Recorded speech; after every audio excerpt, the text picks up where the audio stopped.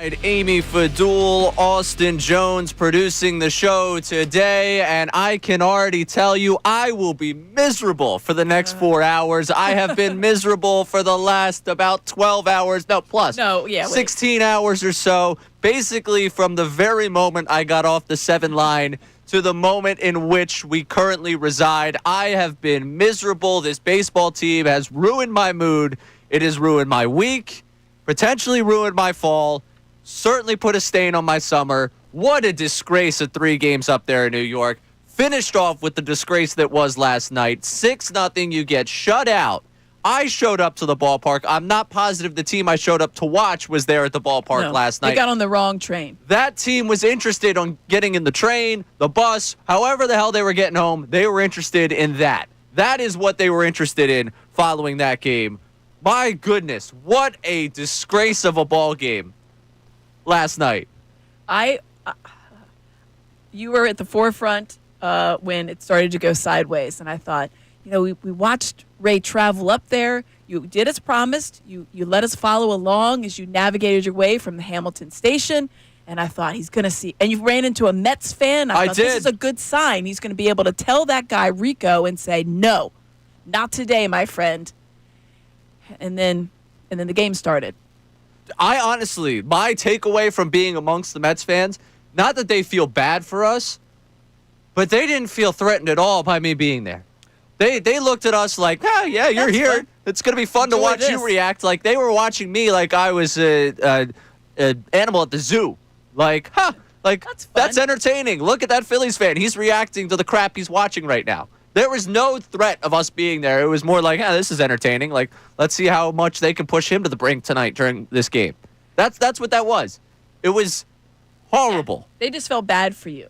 There's like, he's come here to see this team. Yeah.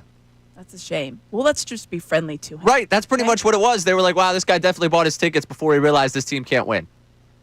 Like, this trip to New York, not just my own, the Phillies as a whole, has proven to me that this team, if they see the Mets, I might as well just start game planning for what college football games I'm going to in October instead of what Red October is going to look like. So you asked me the question yesterday, what I would give up. Yeah. Would you now give up the bye in order to avoid the Mets? Still probably not, but you're thinking about it. It's got me thinking about it more. But I have one takeaway from I have a million takeaways from this series. Yeah. But I have one thing that I was reminded of during my trek home last night. Because when you're sitting on the Penn Station to Hamilton line, really it's the Trenton, it's the Northeast Corridor, whatever, like 38 or whatever they call it. I don't know. I got close to learning about trains yesterday. I didn't learn that much. But when you're sitting on that train and you're alone with your thoughts, broken, in despair after watching that baseball game, you have a lot of time to think. And I was trying to think about what I took away from that baseball series, from what I watched. And the direct that I watched last night reminded me of something I said back in June. If I could take you back to June, it was a different time. The Mets had begun the free fall that they had been in for the 60 games pretty much prior to playing the Phillies. They had coughed up what was a 5-game lead in the division within the matter of a week. The Phillies and Mets were about to embark on a 3-game series at Citizens Bank Park. I was sitting in this chair for that Friday. I was given the chance to lead the show. And when I led the show, I led it with, hey, the big bats, the big money guys on this Phillies team, they've disappointed us against the Mets during this entire stretch. Now, at that time, the Phillies had lost 7 in a row against the Mets because they had lost they had lost 7 of 8. Yeah, they had won one of them. Yeah, they had won the one in the playoffs, and that was it. Yes. They had lost the last 2 of the regular season. Correct. They had lost 3 or 4 in the postseason, and they had lost the 3 up there in Citi Field. So they lost 7 of 8 to that Mets team. And I said, hey, over this sample size, over this stretch, if you want to go back to the last time the Phillies won a regular season game against the Mets, here's where what the numbers look like for each of the big money guys. So I want to take you back to June 20th. You're going to hear my voice in a second here. This is pre-recorded. This is from June 20th. June 20th. This is what I was asking for from the Phillies. Months ago.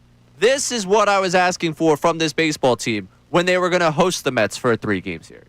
The one thing I need to see, and this is the one thing I can take from this series, is whether or not the Mets really have the book on the big hitters here for the Philadelphia Phillies. For the Phils, in their last 9 games against the Mets, which is since their last regular season victory, Kyle Schwarber, 5 for 37. Trey Turner, 5 for 37. Real Muto, 5 for 34. Nick Castellanos had a nice NLDS, still 10 for 40 in that time. Boom, you remember the NLDS? It was an NLDS to forget for him. They have seen their big bats, and you're not going to be able to see Harper and see what they have against him. They have seen their big bats struggle against the Mets. I need to see the Philadelphia Stars show up in a series that, again, can't win you the division, but will begin to tell the story of the rest of the way for this division. Well, this series up in New York has begun to tell the story of the division the rest of the way, because now there is a story to follow the rest of the way with this division. You had a chance to bury them. What you did? Hey, welcome back to life, New York. Keep singing My Girl every time Lindor steps to the plate and enjoy the rest of your fall, because now it's a race in the NL East. But what I said there was the big stars have to show up. Amy Fadul, do you know what the Phillies were with runners in scoring position in this 3-game series?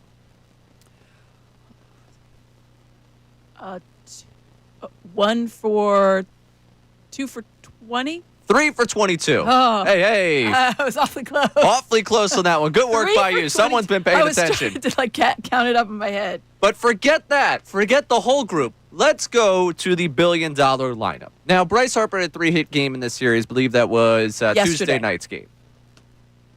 Tuesday night. Yeah. Correct. Tuesday night, because he had 3 hits early in that game. That's right. He had the 2 bad at-bats, 7th and 9th inning. Correctamundo.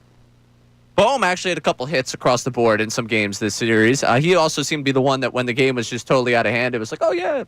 Yeah. Base hit. Yeah. But, hey, those 2 guys, fine. I'll give you your credit. Let's go to the rest of them. Kyle Schwarber, 13 plate appearances. Pair of walks, 0 for 11. Trey Turner started this series off with a triple. And you thought, he's continuing. It's good. All is well. 3 for 14 with 5 strikeouts. Good Lord. And he was 0 for 3 runners in scoring position, yesterday? Or 2 days ago, yeah. JT Realmuto, No, this is 0 awful. for 12 with a walk and 5 strikeouts.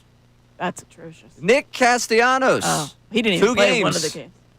0 for 6 with a walk and 3 strikeouts. All told, those 4 guys went a combined 3 for 43 with 13 strikeouts. You can get upset with your least favorite reliever. You can get upset with your manager. You can get upset with the guys at the bottom of the lineup who you don't particularly like. Right. When it comes down to it, if the Stars aren't going to show up against the Mets, at this point, you know what the result's going to be. Because this is not a one-off series where they've struggled against the Mets. This has been time and time and time again. I went through the numbers.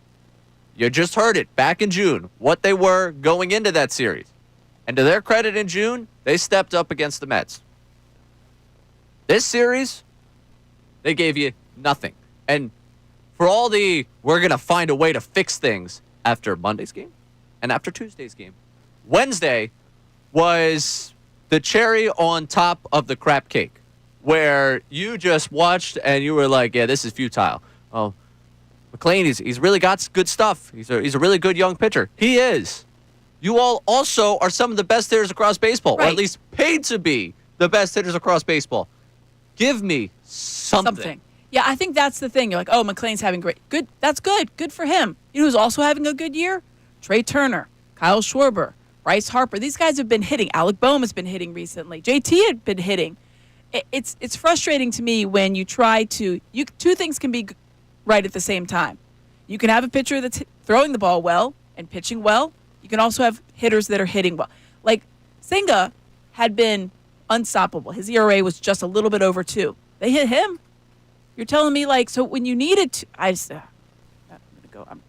That was a tough one. It was hard to watch, to be honest. It was really hard to watch. Yeah, this was hard to watch, and we're gonna be talking about it for 4 hours.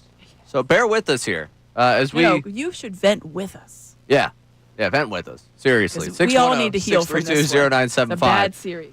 The question that I want to pose just off the jump here, what can they do at this point to win you back? Because you watched it. Those of you that have been naysayers all year long, You're sitting here right now smoking a cigar, holding a nice little glass there saying, I told you so. I've been telling you all season they stink. Well, why would I change my mind now? For those of you that have been Do they like have a me, Southern accent? been trying to, that's the way I envision them. They're secretly Braves fans. I got it. Oh, there you go.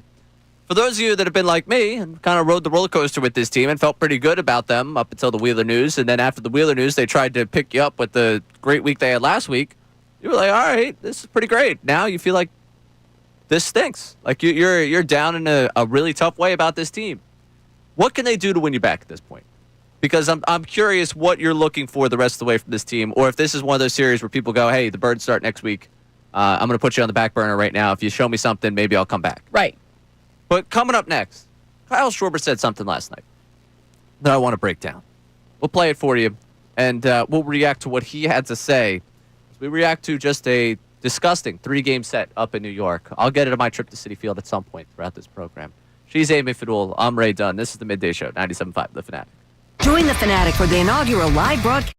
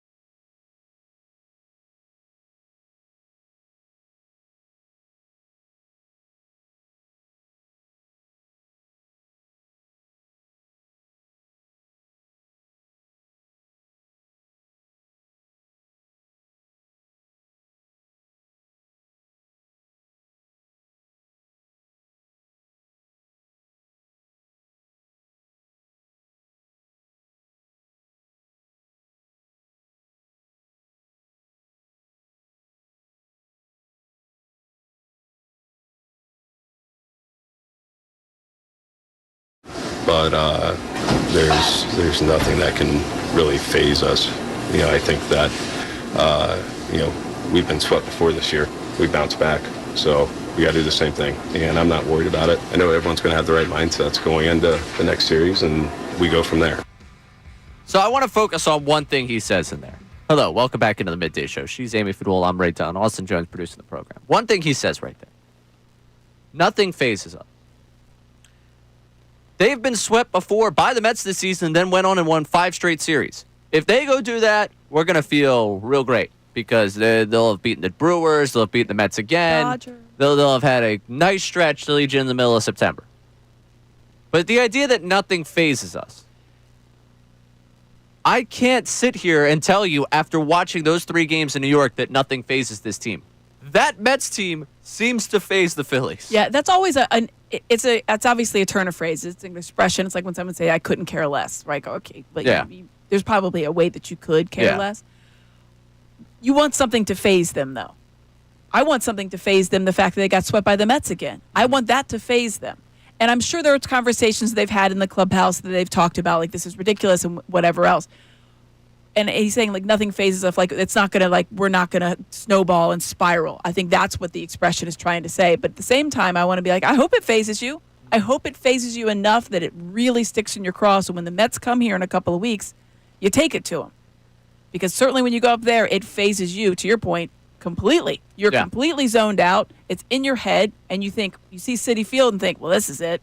So I'm getting to my seat. I watched the first half of the top half of the first inning from the Shea Bridge that they have, because I went and got my food, and then I stood there and watched from out there in center field. And I go to my seat, and as I'm going to my seat, the Mets come up to bat, and Lindor hits the ground ball to Turner. That turns into almost an error over there at short, putting Harper in harm's way, the whole thing. And the guy because they see a guy in a Phillies shirt, and they're like, well, this guy's definitely not sitting in the right section. He's definitely trying to take advantage of us. So he's asked me to look for my ticket. I'm like, dude, I'm right down here. I've been here before. Yeah, I know where I am. So I show him the ticket, and as that play's happening, I'm showing him my ticket. He's like, again? He's like, you guys, to start games, every time the ground ball to the shortstop, he's like, there was the error of the first game. He's like, it's an adventure on a very simple play to start the game. And it's a small thing. Thank you, Mets usher. It's a small thing. But it's like Trey Turner's been a good defensive shortstop this year. Yes, the metrics will absolutely tell you that. And yet, they go to Citi Field. And the eyeball test comes up. And then he goes to Citi Field, and he can't field his position. Or he goes to Citi Field, and he's swinging at everything, looking like the way of the world is on his shoulders every time he's up there. And that, to me, is being phased by something. That, to me, is absolutely being phased by something. When you go up and down the lineup for what they've given you in this series. Like JT, he's been one of the hottest hitters in all baseball. Goes up to New York, 5 strikeouts, 0 for a dozen. Like, I understand that, and I am one of the biggest preachers on this station of it's baseball. Things happen. 3-game series, To me, there's a little bit more power held here in a series that you could have buried the Mets and put yourself in a stronghold to take the division. There's a bit more to this when it's a team that eliminated you in the postseason, and it's a bit more to this when it's a team that's just owned you, when you just flat don't show. Like Monday night, great start. You hit adversity, and everything unraveled from there. You got Christopher Sanchez going after a trash can. You got Sanchez after the balk not looking like the star he's been all season long. You got Alec Boehm pointing out microphones. Like, you got everyone on edge. People missing cutoff men. That as well the other night. Off plays. Like, all of that, that unravels there. Tuesday night, you finally showed the punch back that you got, and then you lose that game. And it's like, okay, well, you showed that you can counterpunch. Let's throw that final counterpunch on Wednesday night and try and get one back here. And you just got nothing.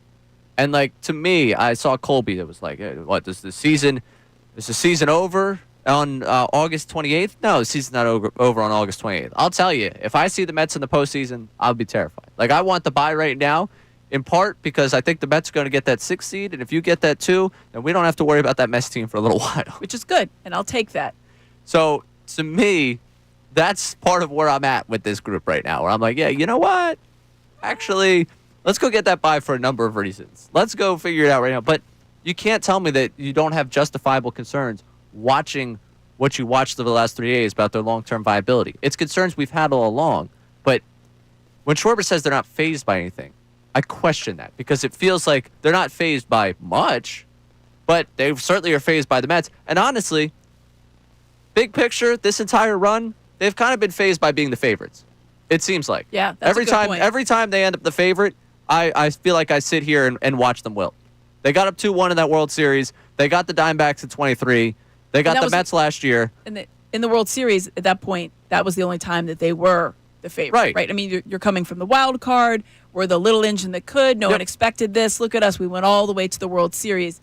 That's maybe more the mentality they need to tap back into. And in the interest of fairness to them, I guess when they get up against the Padres in the LCS, they're also favorites. So at that point, I'll give them that. They were able to get the pennant, which, again, 2022, I understand the people that love 93 because I had 22. Like, I understand how you can love a team that didn't win. Like, that run was incredible. Out of nowhere, the whole thing. So I'll give them the credit for what the credit's due. They did get the pennant. We had the big moment with Harper. But it does seem like every time they become the favorite, they just kind of wilt. Well, now they're the lead dog. Yeah. Right? Let's be comfortable with that. Like, you are... And other teams on paper, are. I would take this team over the Mets. Of course you would. Until you watch that series. Right. So... I mean, I think most people would look at this team, the way it's constructed. And that's why when you hear the national media types, and I know we've had Jason Stark on, and he said it, like, yes, it took a hit. Obviously, the Zach Will, but they're still a really good baseball team. Because they look at it. They look at the horses that they have in the pitching staff, and you think, well, Christopher Sanchez, aside from the rough start the other night, has been excellent. I mean, I think you said it. Paul Skeens away from being in serious Cy Young contention. And then Ranger Suarez has appeared to find his groove. You give and you get with the other. We don't know exactly. Obviously, Aaron Nola's still working his way back. But when you had at least 3 horses, you thought, okay, well, of course you're going to give them fighting chance. And then they hit the way that they hit. Kyle Schwarber, one of the best hitters. It's confounding to say they're not phased. Is I think it's just a turn of phrase, and I would hope that they really thought about it and think, yeah, we are phased by the Mets, and we need to figure that out. Right. Because it's not like a team. It's not like the Angels. You're going to see them a lot. You could see them the way it lines up right now. I mean, there's a world where you see them in the postseason. Open it up. At least those 3 will be at Citizens Bank Park. But I was there for Game 1 last year. Apparently, we know how to turn a play from shortstop to first. Or apparently, our relievers are able to pitch there. And there's no parabolic mics. Yeah, we can hit there. All right. Speaking of which, we had a conversation about cowardice last week. Yeah. Talking about Micah Parsons playing against the Eagles. I want to know if we would be cowards for rooting for a certain team from Ohio the rest of the way. Especially after what they try to do with our guy. Would we be cowards to root for them just so they could take the Mets out of the postseason? We'll cut to that coming up. Oh. Plus, we'll open up the vent line. I want to call it the text line, but I'm calling it the vent line. You text us upset today about the Phillies, we will give you the airtime at 610-632-0975. Okay? We need to purge it. Okay? Yes, I'm going back to the game tonight. I'm insane. I know. I want to give you the chance to purge it before we see what this weekend holds for the Phillies. She's Amy Fadul. I'm Ray Dunn. This is Middays, 97.5 The Fanatic. Now on 97.5 The Fanatic Sports Update. I'm Austin Jones with their Fanatic Sports Update. The Phillies were swept out of Queens last night by the Mets 6-0. That marks 10 consecutive losses at Citi Field. Their NL East lead has now dropped to 4 games. The Phillies and Mets will meet again on September 8th. But in the meantime, the Atlanta Braves are in town for a 4-game series. Aaron Nola's on the mound tonight, and first pitch is set for 6:45. Well, 1 week away from opening night when the Dallas Cowboys come in to open the 2025 NFL season. 1 week is a lot of time to adjust the roster as the Eagles have been making some moves. Dave Zangaro from NBC Sports Philadelphia joined Kincade and Salciunas yesterday and has a position in mind the Eagles could address if they need to. I think that there are certain positions they're going to monitor early in the season, and to me, edge rusher is at the very top of that list. It's nothing to do with Jay Alexander or Nolan Smith. They're very bullish on those guys, but after that, I don't know what you're going to get from Josh Uche, Aziz Ojulari, and Ogbo Okoronkwo. The Eagles are back on the practice field today at 1:30. This update is also brought to you by Mercedes-Benz. Looking for an exceptional driving experience? Experience the power, precision, and intelligence of an iconic Mercedes-Benz SUV dealer at your local Mercedes dealer today. I'm Austin Jones, your home of the best sports coverage, 97.5 The Fanatic and 97.5thefanatic.com.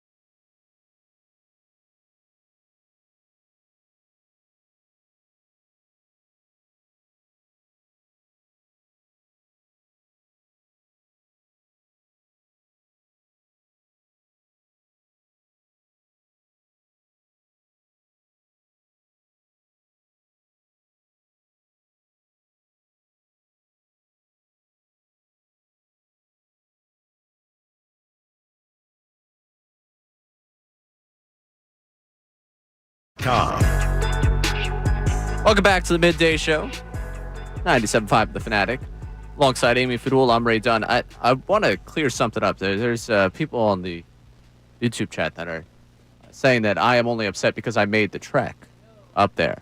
No, you're I don't upset know. because If you watched the baseball game last night, I feel like you would be upset too if you're a fan of the Phillies. I saw Joseph Brown. You can blame the Phillies all you want, Ray, but no one forced you to go to New York City. For a guy that knows baseball, you had to see this loss coming 90 miles away. I'm pretty sure yesterday, throughout the entire show, I was talking about the fact that I was going to be in bad.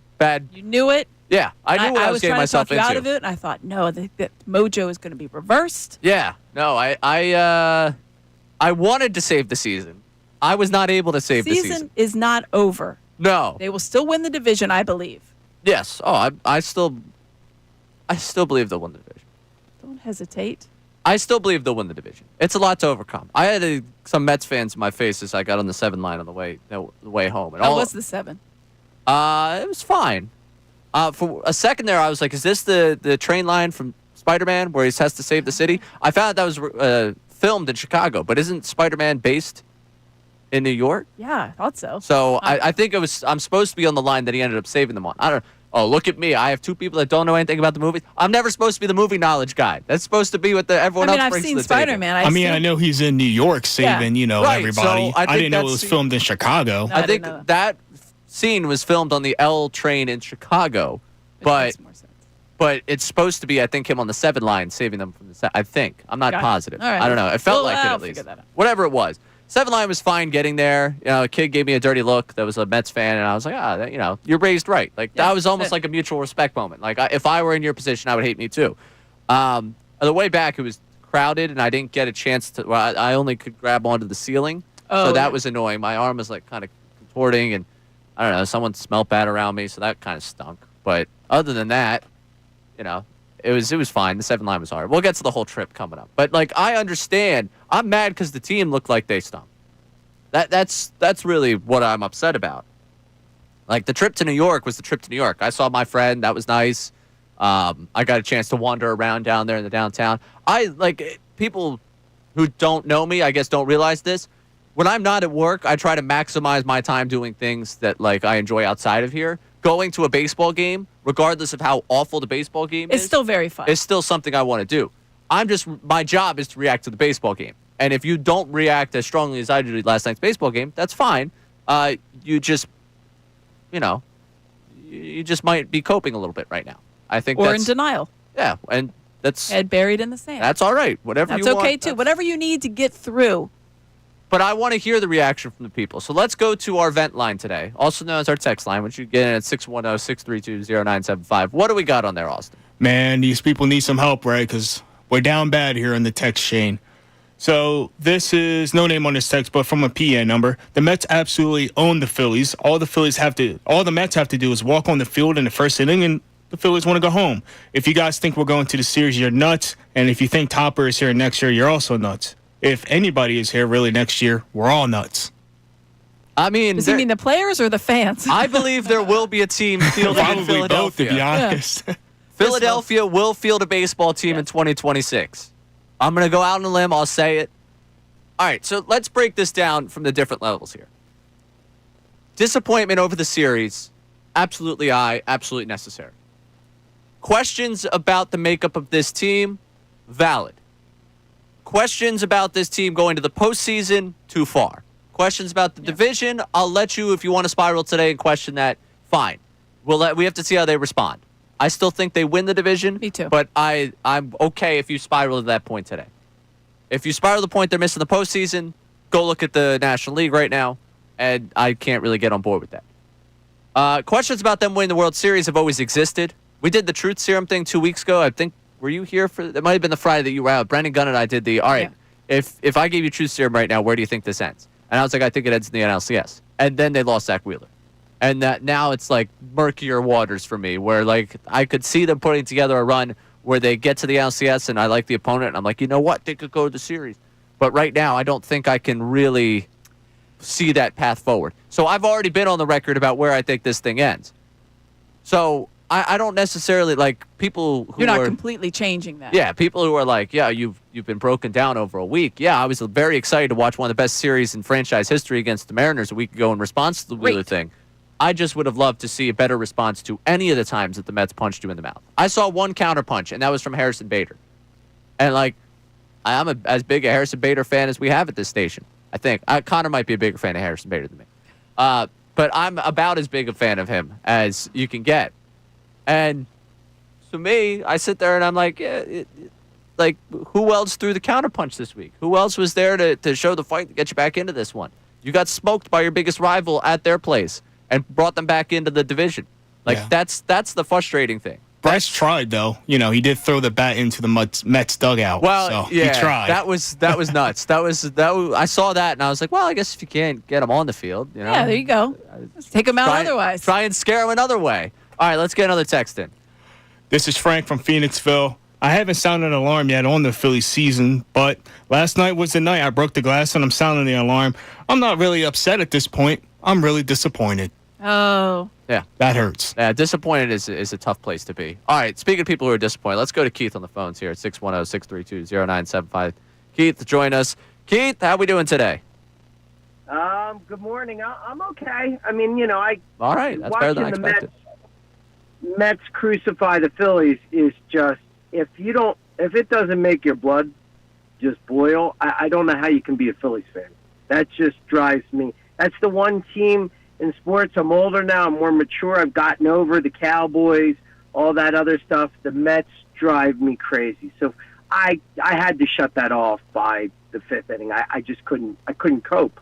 I could barely make it to the to check the score on ESPN later. I was really, and for them to get swept is insulting, especially after last year, because you would think that they would bring a lot of energy when they play the Mets since they lost them in the playoffs. And for you right now, what does it do for you and your long-term view of the team?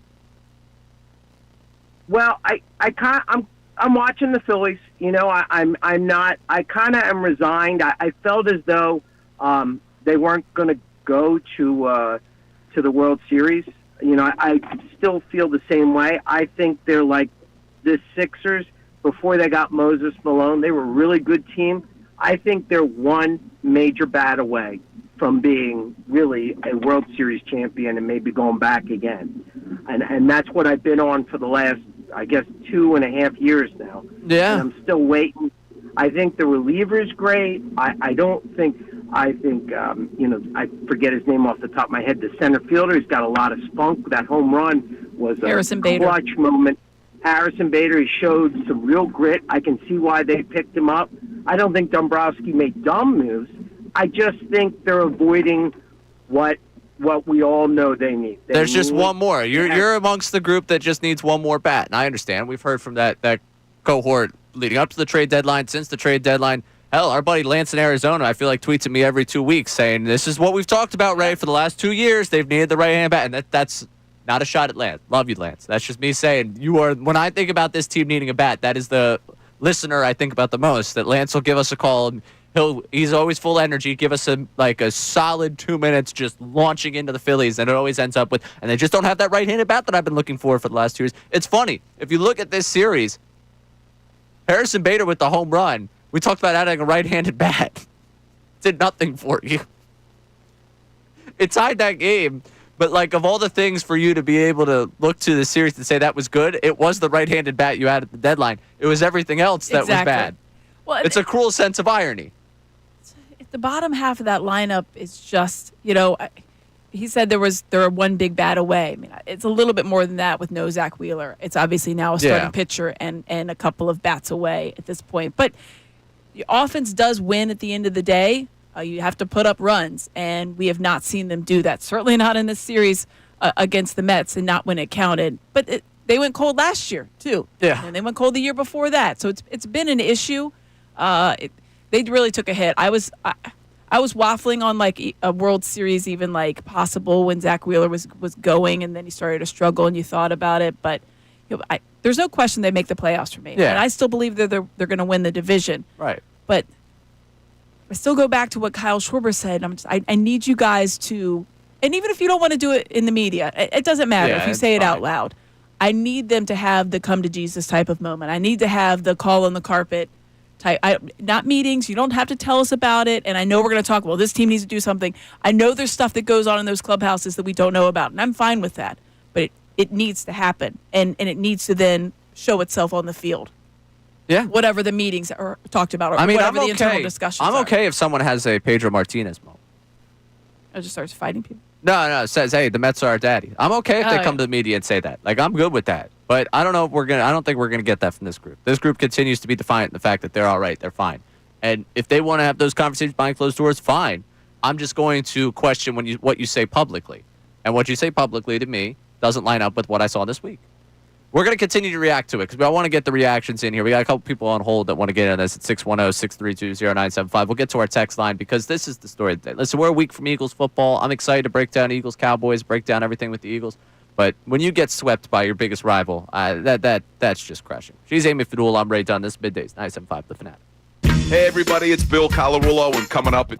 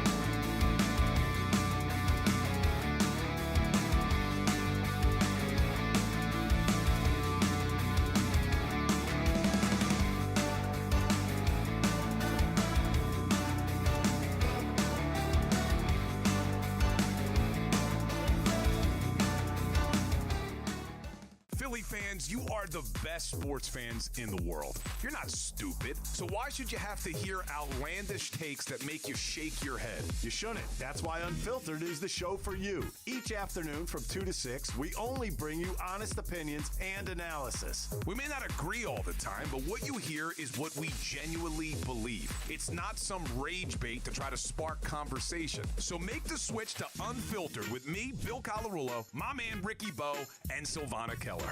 Every weekday at 2 p.m. right here on 97.5 The Fanatic and 97.5thefanatic.com.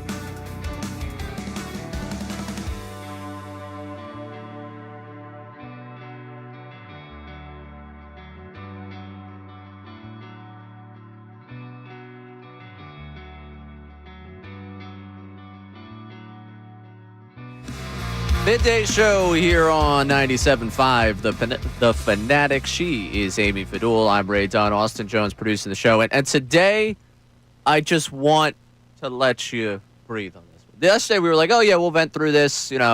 Still third game of the series. We'll get to it. And, woof.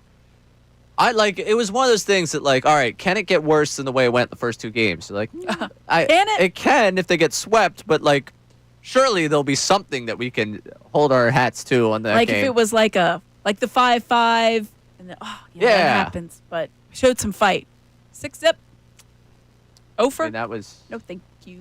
And I'm trying to right now take down a list. I've got the back of my show sheet here, my trusty show sheet, where I'm reading the YouTube chat and I'm going through the things that annoy people the most. The chasing pitches, Joe Sox. As much as Joe Sox wants to move on from this series, chasing pitches has been the theme of his comments so far. That chasing pitches is, and that's, we went through Castellanos. 15 strikeouts the other night. I don't know if we saw Castellanos swing at one that I believe was in the dirt. Yeah, that did happen.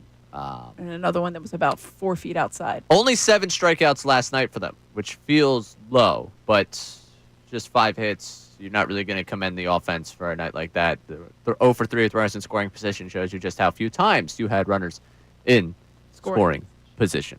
So that comes out of that one. Lack of big innings, certainly against the Mets. There are innings against the Mets where you feel like you're drowning offensively or defensively when you're watching just them offensively just attack you. You're just like, oh my gosh, they're never going to get out again. We're going to sit here and watch them score 47 runs, and this game's going to take 3 hours just for this inning.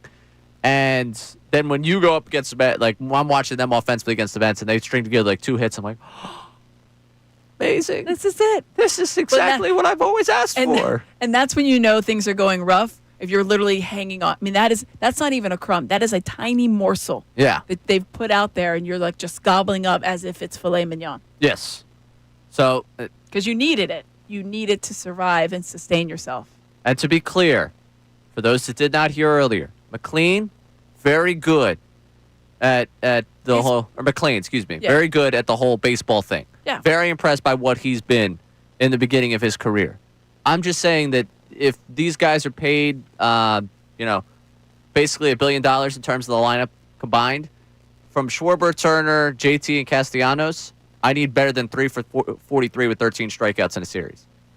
Just because the last game is the one that was against the young phenom doesn't mean that you just get off the hook for scored nothing. Overall, really good. 8 runs in 3 games. Paul Skeens is good. 8 runs in 3 games. I'm disappointed. However you slice it, however you come to those 8 runs in 3 games. Yeah, last night you went up against a tough pitcher. At some point you got to you're going to see tough pitching in the postseason. That's how this works. I need you to take advantage. I need you to be able to scratch across a couple runs. Were we sitting here when they beat the Braves in those in game 1 in 23? Yes. When Suarez goes 2 1/3 and they end up just scratching across enough against Strider, were we sitting here well, it's okay if they don't score runs today because they got Strider on the mound? Yeah, no, we want them to win the freaking game. I want them to win the freaking game no matter who's on the other side. So let's keep on getting our disappointment out there. Let's go out to Alan in Jersey. Alan, you're on 97.5 The Fanatic. Hi, Ray. I'm glad you're safe, healthy, and back in the studio after that trip. I talked to you yesterday, and you agree. This McLean, again, I've seen him. They're rated number 1 in the farm system. I don't know if you saw that ranking. Came out, I believe, yesterday. Yeah, they got a good farm system. Yes, the number 1 rated. Number 2, they have another guy, supposedly, that's coming up. He's already up. Yeah, Tom. He's pitching Friday. Yeah. He's pitching Friday. Okay, but with that said, if you look at the lineups, Ray, okay, Amy, I know you're saying that the Phillies are going to win the division. Now, if you look at the lineups, who has a better lineup? They have Soto this year. They didn't have Soto last year. And you know what? Soto started very slow. But as you know, when it comes to clutch, when it comes to one of the best hitters in baseball, Soto. Lindor versus Alan, Turner. there it is. There it is. Lindor. To me, He's been the great equalizer in these series. Yeah. Like, he is, whatever shortcomings they might have. Lindor, I forget what it was. I played for you that clip from earlier this year in June when we were going back and forth about like what the guys need to do. Part of my open back in June was Lindor was like 15 for 30 or something. Like against the 15 for 38 was maybe what he was against the Phillies in that Right. stretch compared to everyone else. And like Allen's point is well received. Right now, if they have Vientos going and their top 4, that top 5 is just ridiculous to have to deal with. While the Phillies' top 5, if you want me to go through the Schwarber, Turner, JT portion of things again, and Castellanos not technically part of that top 5. He had 7th last night. But Schwarber, Turner, JT, they're 3 of your top 5 right there, and they gave you what they gave you in this series. That's the difference. Again, it goes back to the stars. Yeah. Lindor, I made the joke in June that they didn't get him out once in April in that 3-game series. It does feel like It felt like that again. every time he bats, I'm like, oh, no. Yeah, and I think the big name is always going to be Soto, and there is no Right. argument. I thought it when he was with the Yankees. I thought it was with the Nationals. One of the best hitters I've ever seen in baseball, and just a great baseball player. There's no doubt about it. But he's always going to be the engine that goes because of the salary, and he's backed it up. He has had a tough start to the season. He's bounced back a bit. I think he was in that series. His last 5 I saw after last night was like 4 for 15 or something. So, I mean, fine. But Francisco Lindor is the heart of that team. He is the personality of the team. He is what makes the Mets go. And it's funny, Joseph Brennan on the YouTube chat points out Lindor and Alonso went 1 for 11 in game 1, and we still lost 13-3. Exactly. Actually, like, even when they get him they're out. top 4. It's the first game that they took care of. Vientos and they hit Senga. Vientos coming alive is just soul crushing. Him and McNeil. Don't even get me started. I want to jettison them into the sun. I can't see them anymore. I don't like their faces. I don't like anything about those two, unless they came here and then played here, and then of course I would love them forever. But I still would probably be like, sleeper cells.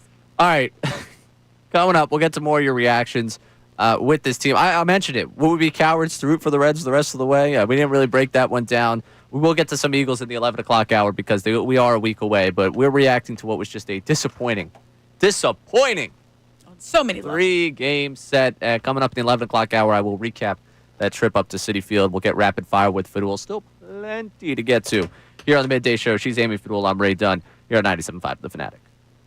Now on 97.5 The Fanatic Sports Update. I'm Austin Jones with your Fanatic Sports Update. The Phillies were swept out of Queens last night, 6-0. This marked 10 consecutive losses at Citi Field. Their NL East lead has dropped to 4 games. The Phillies and Mets will meet again on September 8th.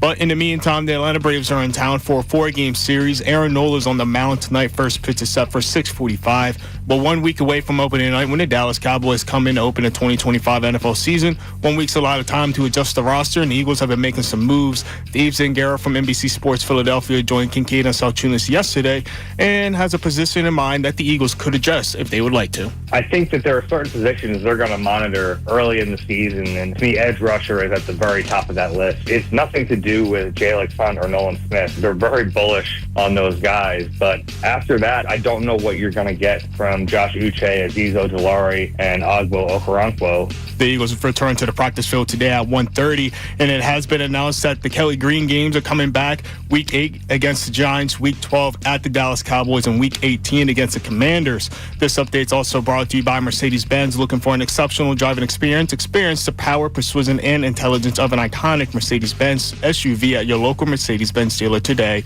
I'm Austin Jones, your home of the best sports coverage, 97.5 The Fanatic and 97.5thefanatic.com.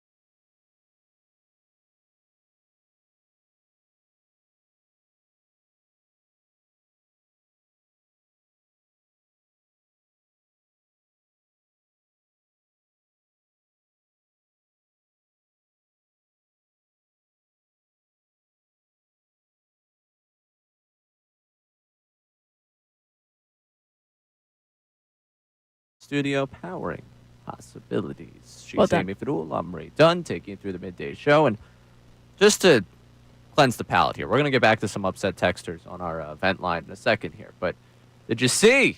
Our guy Dutsy sent this to me. I've seen it now all over social media.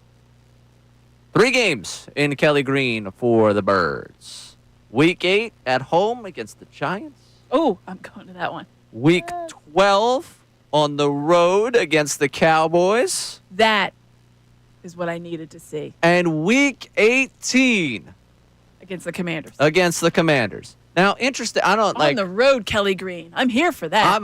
I'm excited about that. I will say, I don't want to rain on anyone's parade with this. Do not rain on it. I love the Kelly Green. Stop. No, it's nothing against Kelly Green. It's just again the Week 18 against the Commanders.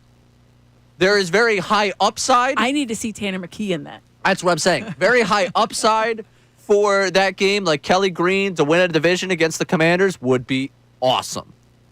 Week 18, where it's Tanner McKee and crew playing the Commanders. Willis Shipley. Yeah, like feels like a Johnny Wilson. Wrong to say a waste of a Kelly Green. Listen, game. those guys can get the little bit of shine too in the Kelly Green. I know. Kenny Pickett got to beat the Cowboys in Kelly Green last year. That was nice. And obviously, you want the division to have been decided by that point.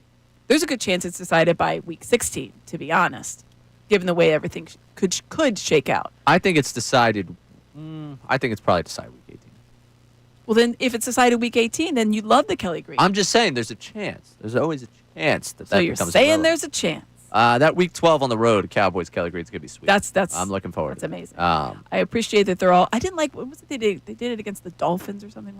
They did it against the Bills, which ended up being epic. Last year I was at the, that game. The Jaguars. Jaguars. Thank you. but- I was at the Bills game, but I like that when it's on against divisional teams. Never would have gotten the reverse hurdle in Kelly Green if it wasn't against the Jaguars. Oh, good call. So, in a way, it all worked out. It for did. them. Yes, that game against the Giants, week 8. Yeah, the 26th. Is October the 26th. 20, yes, okay. I'm 'cause going to that. They're going. That game Bought does, my tickets. would be between World Series Game 2 and Game 3 for those It's in between. planning. That's for those who planning ahead. If you've looked at the MLB postseason schedule for the National League, Sundays are wide open. Well done by them, by the way. Yes. However, you're going to have a very, very difficult choice October 9th of NLDS Game 4 or Eagles-Giants on Thursday Night Football. Oh, Very difficult. I didn't realize that. It's all right because the way things... No, I'm just kidding. Stop it! Stop it! Could be an epic Philadelphia-New York showdown. Actually, no, I don't think they'd be able to get them in DS unless things really shake up. Which leads me to the point of the Reds got swept this week. First time the Reds have been swept all season. Don't like that. And the Mets did the sweeping of the Phillies. So if you're looking at the standings right now, the distance between the Phillies and the Mets is 4 games. The distance between the Mets and the Reds is 4.5. If we feel like the division is in hand, are we going to say that the Mets have a postseason spot in hand? I mean, the Reds getting swept was a wrinkle I did not think that was going to happen, and they could. No, I'm not ready to say because the Mets are going to Met at some point. They tend to Met. Did the Mets already Met? Oh, see, that's the thing. They did already Met. Yeah. Because they were always Met, but they did already Met. What was it? 20? They were 20-something games under 500. They were 20 over, and they ended up getting as close to as 8. But they had a 61 game stretch where they were 13 games under. That's what it was. 13 games under and a 60 game stretch. Yeah, I think they probably are making the playoffs. But I'm going to root hard for the Reds. If you are interested in trying to root against the Mets the rest of the way, what the Reds have left here: Cardinals, Blue Jays, Mets, Padres, A's, Cardinals, Cubs, Pirates, and they end the season. Hopefully it means nothing for Milwaukee. In Milwaukee. Well, the Mets have one of the harder schedules coming home, right? Yes. It's like 5th or 6th hardest, I believe. Yes. The Phillies are like in the 11th or 12th hardest. I will say it was more difficult just by numbers when they still had the Phillies for 7 games left there. That's now true. it's dropped all the way to 7th most difficult. The Yeah, 'cause Reds it was like with the top 3rd most difficult schedule the rest of the way. Because they're playing in the Central. It would lead me to believe that the Mets are like your six seem pretty set right now. You're going to need someone to really fall off for the standings to change. Now, I want to go back to our vent line today. Austin Jones producing the program. Austin, what do you got on the text line? This is from Chris from Philly. Same stuff, different year. We have 3 hitters, Harp, Schwarber, Turner. If 1 or 2 of them go cold, then they all go cold. Guys with 700 or below OPS. There's a lot of bad teams in baseball, and we had great pitching staff with wheels, so we can have a good record. We need something better than Hayes, Marsh, Bader, Kepler, who have been added over the past few years. Yeah, I mean, Dombrowski's legacy does kind of boil down to what the outfield situation probably is. Like, I've tried to quantify what it's going to be. I think for a lot of people, it's going to end up being what he did with the outfield and the lack of outfield production. Though, if you want to say again, in this 3-game series, the biggest moment you got was from the outfield he brought in. When that texter leads off with the fact that 1 or 2 of the guys, the top 3 guys aren't going, they're in trouble. Again, you're that's right. a tiny morsel that they gave you. Harrison Bader gave you a tiny crumb. But what I'm saying is, if you're upset with anyone in this series, I'm upset with Schwarber and Turner. Okay, I'll give you that. 3 for 25 at the top of your lineup. Turner especially because they weren't even like 4 pitch at bats. Yep. For strikeouts. Leadoff guy right there. Need more for. Gotta get on base. These are 2 guys. Turner came into this week, second highest WAR in all of the National League. Schwarber, second highest odds for NL MVP. These are guys that have had good seasons, but again, talk about people's concerns come postseason time. It's players getting cold at the wrong time. Austin, what else we got in terms of people getting upset? I've said this multiple times, but they've been chasing leadership from Rhys Hoskins in the clubhouse for years now. Yeah, he wasn't a great first baseman, but at least he was a right-handed at bat with 30-plus home runs. How did he even be able to be let go? We all know the reason for that, though. Correct. But yeah, they're literally just saying that due to Rhys Hoskins leaving, they haven't been able to find that actual leader within the clubhouse to jazz them up. Well, I will disagree with the leader in the clubhouse because I think they have 2, but I will agree with a right-handed power bat for sure. I know that he wasn't the best first baseman.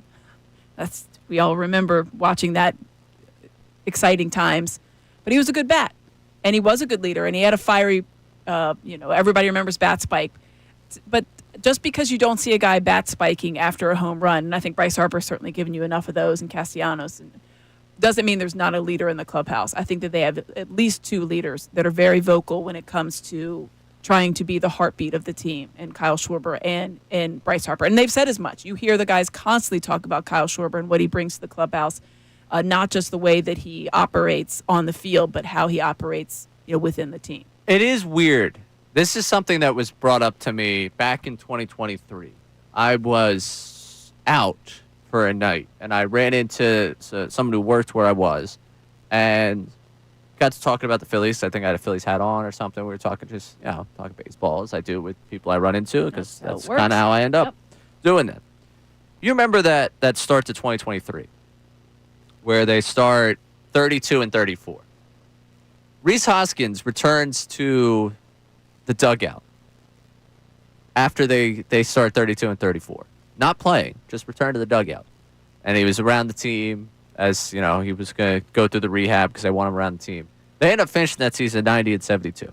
They have a really good record after he comes back to the dugout. And I just think about that guy sometimes. Every time someone brings up Rhys Hoskins, because that guy was preaching to me. He's like, I don't know what it is about Rhys Hoskins. He's like, but he showed back up in that dugout, and that team took off. He's like, I don't know if it's an emotional thing. I don't know if it's a leadership thing or just a coincidence, but that team took off.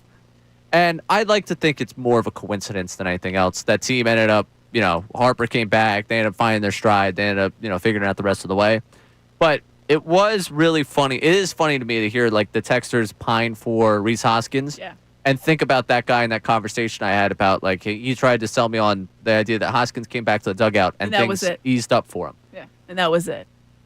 In terms of what he is, in terms of a first baseman, yeah, I didn't love what he was as a fielding first baseman. Too much of an adventure over there. I mentioned our guy Lance in Arizona. I'll give him a second shout out right now. Right-handed bat, right-hand pop, that's what they're chasing. And if you've ever heard me talk about what I think of the postseason we need to find, it's a consistent right-handed bat. Not that Rhys was consistent in terms of the average, but the pop was there. Yeah. Rhys Hoskins was a rough year this year. Was going to win NLC. Yeah, and it might not have been him. Like, it's the idea of what he served for that Exactly. 2022 Agreed. Wholeheartedly agree. team. Like, look at his numbers in the DS and the CS. As he had right-handed pop, they went. Castellanos served that role in 23 in the DS against the Braves. When they have a guy from the right-hand side that's got pop and creating things for them offensively, that's when this team goes at its best. Do they have that right now? Do you feel comfortable with that? No. That's kind of the tough part of this. Right-handed bat has been a problem. Yeah. I'm curious for people. I did the trip, and we're going to get into the trip. We got Rapid Fire with Fadul coming up. How do you handle watching your team just get its rear end handed to them? Like, I was in the stands amongst Mets fans. I'm curious for people at 610-632-0975 how you handle yourself in that situation. Because I know how I handled myself, but I want to know if I'm different than the average person on this one. She's Amy Fadul. I'm Ray Dunn. This is Middays, 97.5 The Fanatic. Ricky Bo.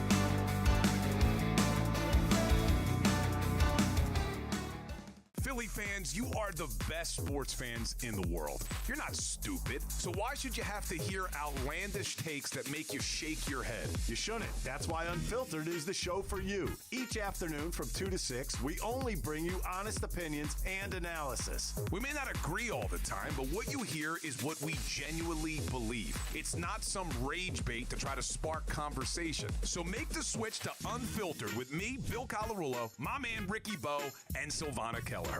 Every weekday at 2 p.m. right here on 97.5 The Fanatic and 97.5thefanatic.com.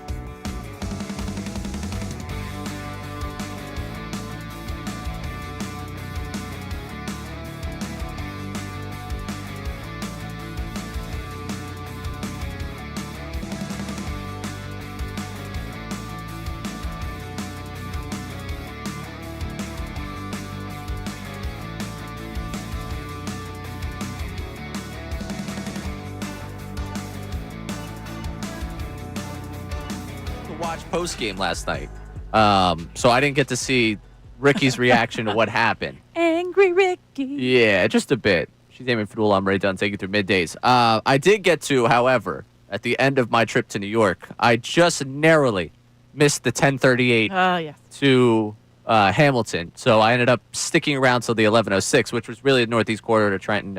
It's not technically a train to Hamilton, but it stops in Hamilton. That's what we call it. Train speak here.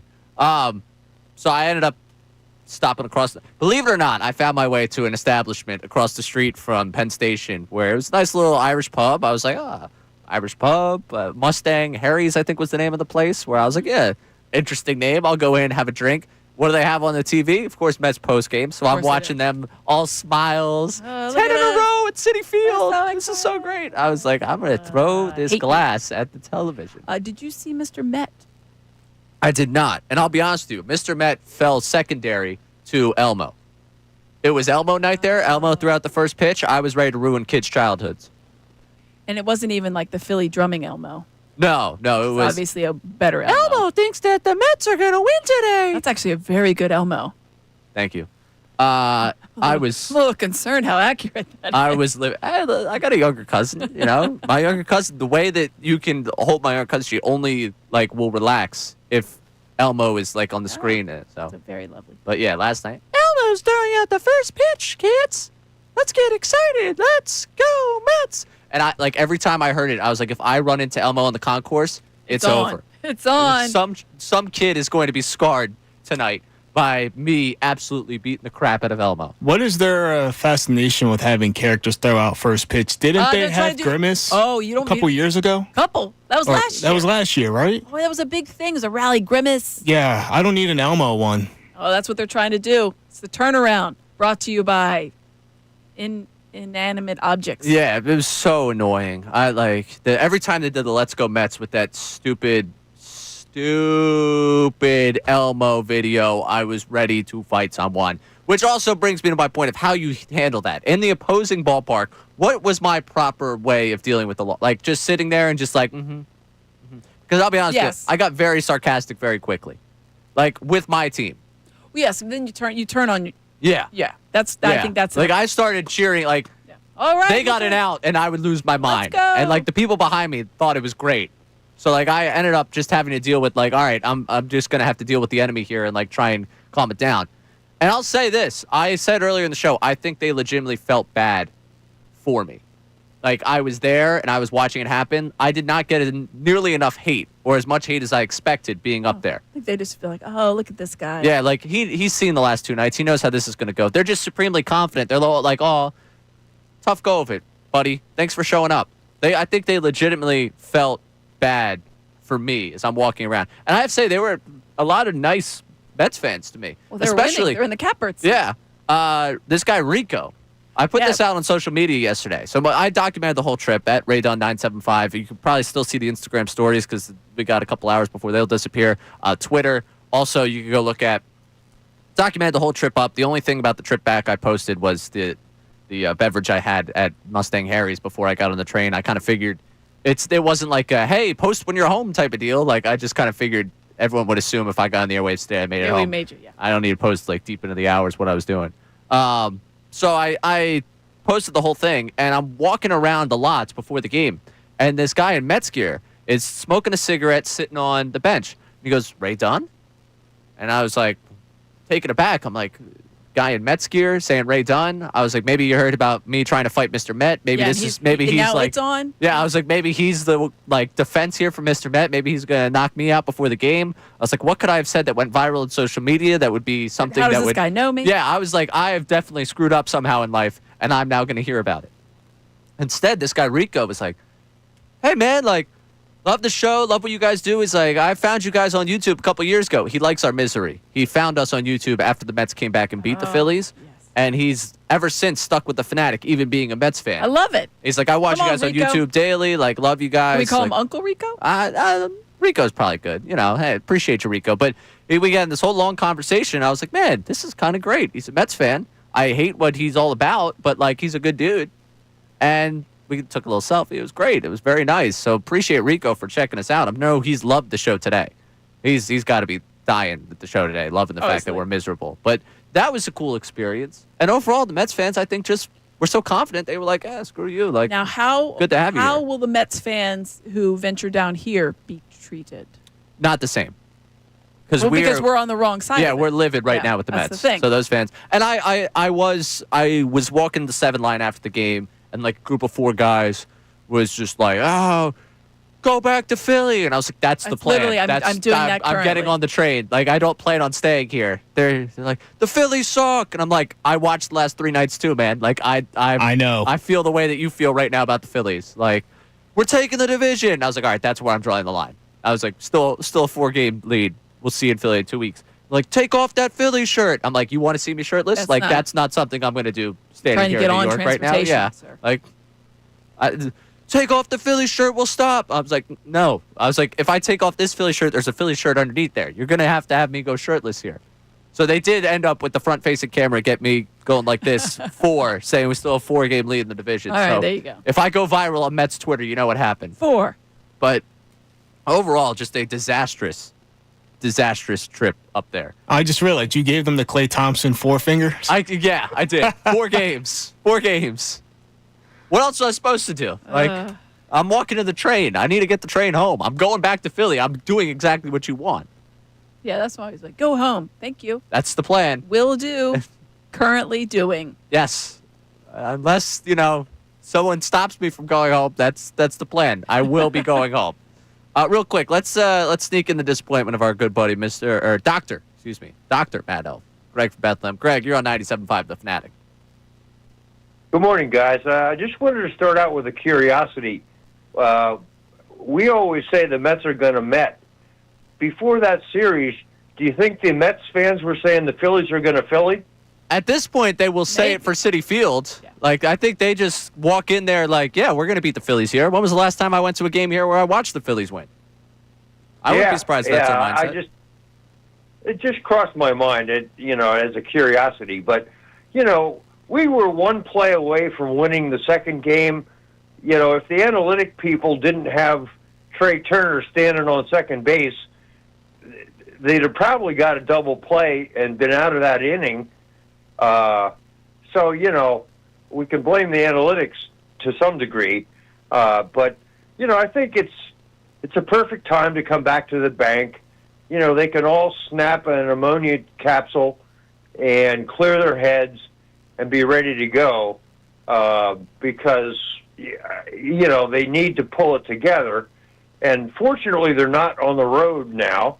So, as ugly as the last 3 games were, at least we can be optimistic about what's coming up. Greg, I appreciate you trying to talk me back here. I really do. Optimistic about what's coming up. If you want to talk about the 4 coming up here with the Braves, sure. Braves aren't good. You're at home. Let's turn around. If being at home is the bar for being optimistic, I hate to tell you what next week brings, but that's a road trip to see the Brewers.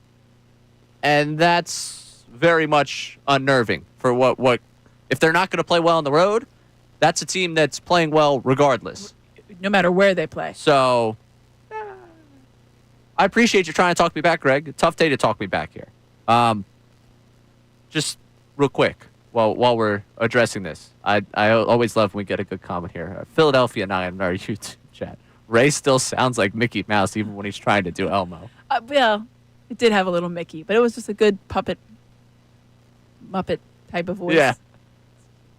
I heard it when we Cartoon. did the Taylor Swift thing, because people do the "you sound like Seinfeld" thing to me all the time. Yes. The Taylor Swift breaking news clip that we posted and that we played again yesterday, I heard it very strongly. Like, you did? Seinfeld? I say it all the time. I'm my least favorite air talent because I can't stand the sound of my own voice. No matter how much I have to listen back, and we do replays, and I listen to tape of me doing stuff. I hate the sound of my voice. What? When we did the Taylor Swift thing, I was like, oh my God, I can hear the Seinfeld thing so bad. I was like, as we're playing it back, I was like, God, I get why they're saying that I sound like him. And I'm not trying. It's just the way it works. Just the way it comes out sometimes. We got Rapid Fire with Rule coming up. Yes. Elmo on Helium. That's what Elmo sounds like. He's a high-pitched We got rapid fire with Fadul coming up in the next segment. 5 questions, a minute apiece for Amy Fadul. We will get to your texts. We will continue to react to this Phillies, Drek, and Bomb of the Hour. Some Eagles content, I promise. She's Amy Fadul. I'm Ray Dunn. Take it through middays here on 97.5 The Fanatic. Now on 97.5 The Fanatic Sports Update. I'm Austin Jones with your Fanatic Sports Update. This update is brought to you by Groundworks, your trained and certified experts for basement waterproofing and foundation repair since 1997. Book your free inspection at groundworks.com. The Phillies were swept out of Queens last night as they lost 6-0. That marks 10 consecutive losses at Citi Field. Their NL East lead has dropped to 4 games, and the Phillies and Mets will meet again on September 8th. But in the meantime, the Atlanta Braves are in town for a 4-game series. Aaron Nola's on the mound tonight. First pitch is set for 6:45. We're 1 week away from opening night against the Dallas Cowboys for the 2025 NFL season. That's a lot of time for the Eagles to adjust the roster, and they've been making some moves. Dave Zangara from NBC Sports Philadelphia joined Kincade and Salciunas yesterday and said there's a position on his mind that he thinks the Eagles could adjust if they would like to do so. I think that there are certain positions they're going to monitor early in the season, and to me, edge rusher is at the very top of that list. It's nothing to do with Jalen Hunt or Nolan Smith. They're very bullish on those guys, but after that, I don't know what you're going to get from Josh Uche, Aziz Ojulari, and Ogbo Okoronkwo. The Eagles are back on the practice field today at 1:30, and the Kelly Green games have been announced. Week 8 against the Giants, Week 12 at the Cowboys, and Week 18 against Commanders. This update is brought to you by Straight Talk. Need more data so you can stream your jam mix on loop? Switch to Straight Talk and get unlimited data on a reliable 5G network. I'm Austin Jones on home of the best Birds coverage, 97.5 The Fanatic and 97.5thefanatic.com.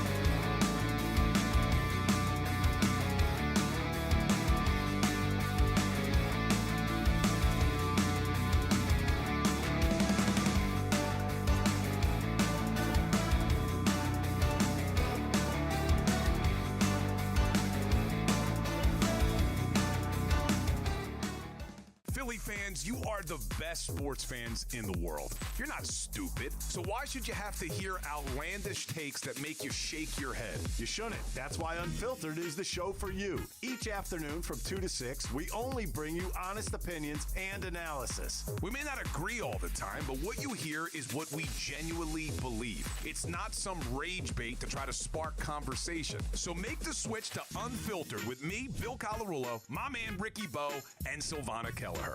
Every weekday at 2 p.m. right here on 97.5 The Fanatic and 97.5thefanatic.com.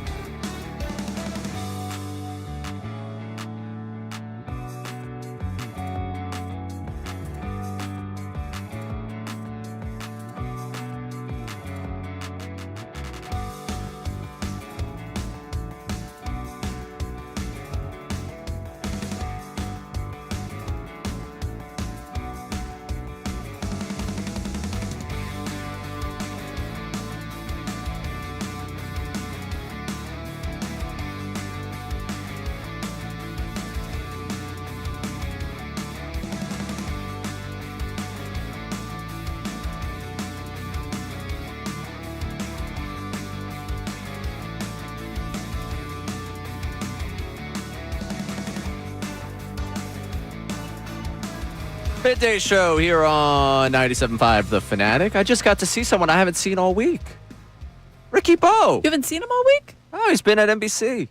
Oh, I just realized that. Yeah. I was like, wait a minute, I see him. Then I realized Listen, I know why not I all see of him. us are like Amy Fadul. Just I was anywhere like- in the city we want to go. We have a key card to swipe in. Our We just- fingerprint gets we us work- places. We you know? work all over the town. Yeah, no. I was like, wait a minute, I've seen Ricky every day. And then I realized it's because I've worked here and there. Yeah, no big deal. You know, whatever. Bobo. Always Good to see him. Birthday week for him. Yeah, he had a big birthday the other day. Yeah. We had balloons in the office. for Aw, him. that's very NBC Sports nice. Philadelphia, and a little cake. He wasn't here for his birthday. No, he wasn't. I had to text him. Yes.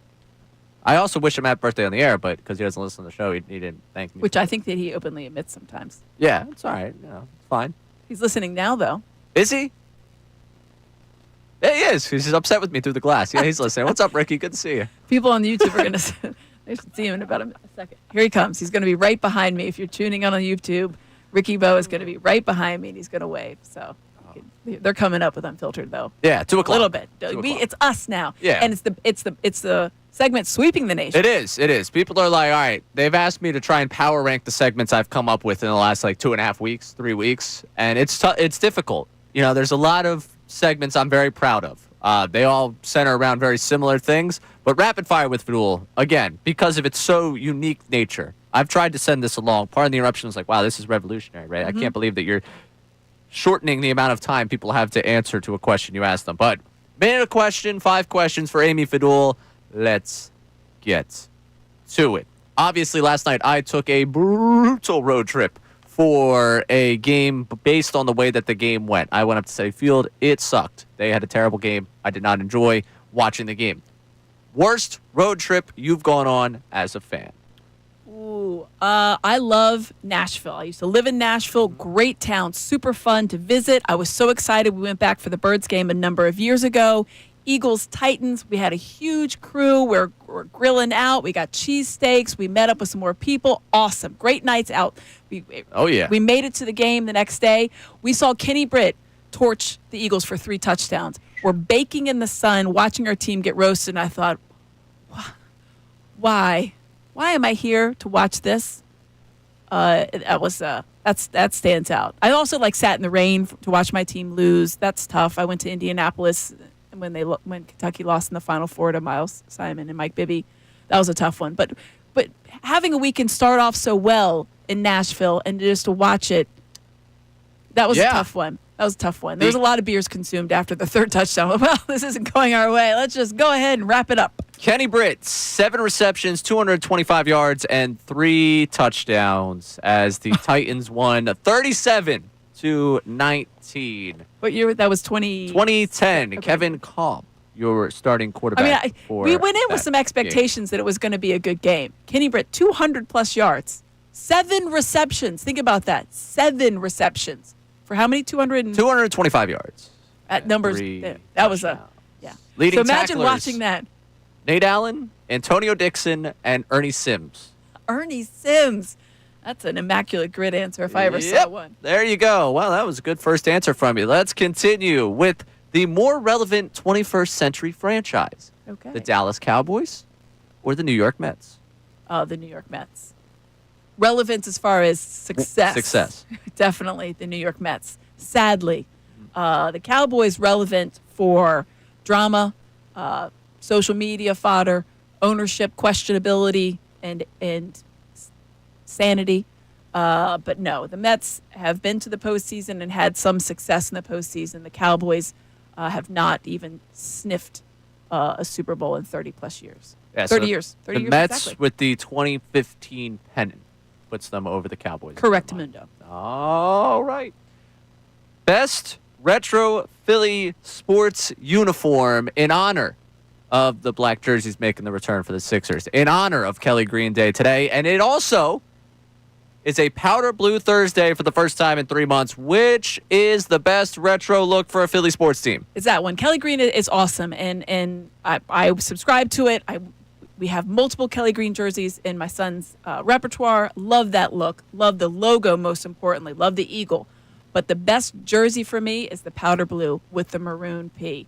I love the P with the baseball. I love the whole thing, and the powder blue to me is the best retro jersey in Philadelphia. I love that jersey. All right, if you were to power rank the other two, the Iverson era versus Kelly Green is Kelly Green 2, and just respectfully put Iverson third because, I mean, Kelly Green's an I elite like the look. black Sixers jersey. I like it a lot, but Kelly Green is iconic. All right, sounds good. All right, next up for you. A lot of people excited for college football this weekend. Amy Fadul's personal interest in the college football season starting is? High. I love college football. Very high. I mean, it's always high, but this year I'm excited to see Arch Manning. I'm excited to see whatever the SEC is going to trot out. I'm excited to see my poor little team try to fare against the guys that are clearly going to be playing on Sundays. I am obsessed. I'm going to a college football game on Saturday, going to see Navy play VMI. Yes, I love college football. I love football, period, obviously, but college football is number one. What is the connection to My Navy? nephew attends the Naval Academy, and my brother lives in Annapolis, and so we go down there. My brother's a big tailgate. We see my nephew. My sister will be there, so it's a lot of fun. I try to go to at least 1 or 2 games, and Navy's at Temple this year, so I'll probably be there for that game. It's the 11th. I was going to say. Yeah. That's So homecoming, I think. Well, it's a TBD on time because they're probably waiting to see what might be going on with another team that also resides in South Philadelphia. Correct. That game. Yes, I would love be- college football. That Big would be fan. Game 5 of the NLDS. There's one coming up in Saturday in September that is like an all world. It's like the Ryder Cup's going on. There's some great games. Phillies are playing. So it's going to be a great weekend. All I'll right, look it up. last one for you. This one's a bit of a scorcher. What happens first? The end of the Phillies season or the Eagles' third loss? This is a great question. Oh, I don't think the Eagles are going to lose their third game until later. So I think the end of the Phillies season, unfortunately. Oh, that's tough. Because the Eagles are tough. They have a tough, first 4 games are tough, but I don't think they start 1 and 3. So no, it's the Phillies for me, sadly. All right, so remind the people. Cowboys, Chiefs, Rams, Buccaneers, Broncos, Giants, Vikings, Giants. Yeah. So I think we're 2 and 2, which I think is okay, and we don't have to panic because 2 and 2 last year was nothing. But also the schedule's not that bad. So The 4 following that: Broncos, Giants, Vikings, Giants. So if you see a loss for that that Vikings game on the 19th, that would mean the Phillies do not make their way to. If they lose on the 19th, the Phillies could be in the NLCS. yes, that's kind of what I was thinking. So they don't make the NLCS if they lose because that Vikings game, or their Nope, you know NLCS what? ends in 5 and they're out. You've talked me into it. Give me the Eagles' third loss. The Eagles' third loss Yeah. happens before the end of the Phillies season. Yes. All right. Well, I'd love to hear some people's reaction to the 5 questions we got with Amy Fadul here, Rapid Fire with Fadul. Least favorite sports trip you've ever taken. More relevant in the 21st century, Mets or Cowboys. Best retro Phillies sports uniform. Amy Fadul's interest in college football is, which I guess, I'm more asking what everyone else's interest in college football is. And then what happens first, the end of the Phillies season or the Eagles' third loss? To get on those 610-632-0975. Speaking of the Birds, they made a move last night. I was sitting on the train just depressed, and I was like, you know what? I threw one dart at a dartboard this week, and I was right about it, that they were going to bring somebody back. Plus, the patience that you'll have with the Birds, speaking to their first 4 games. Will we offer it to them? I have my line. We I've will. mentioned it before. What is your line for patience here? She's Amy Fadul. I'm Ray Dunn. Take it through middays. 97.5 The Fanatic. Philadelphia Union Soccer.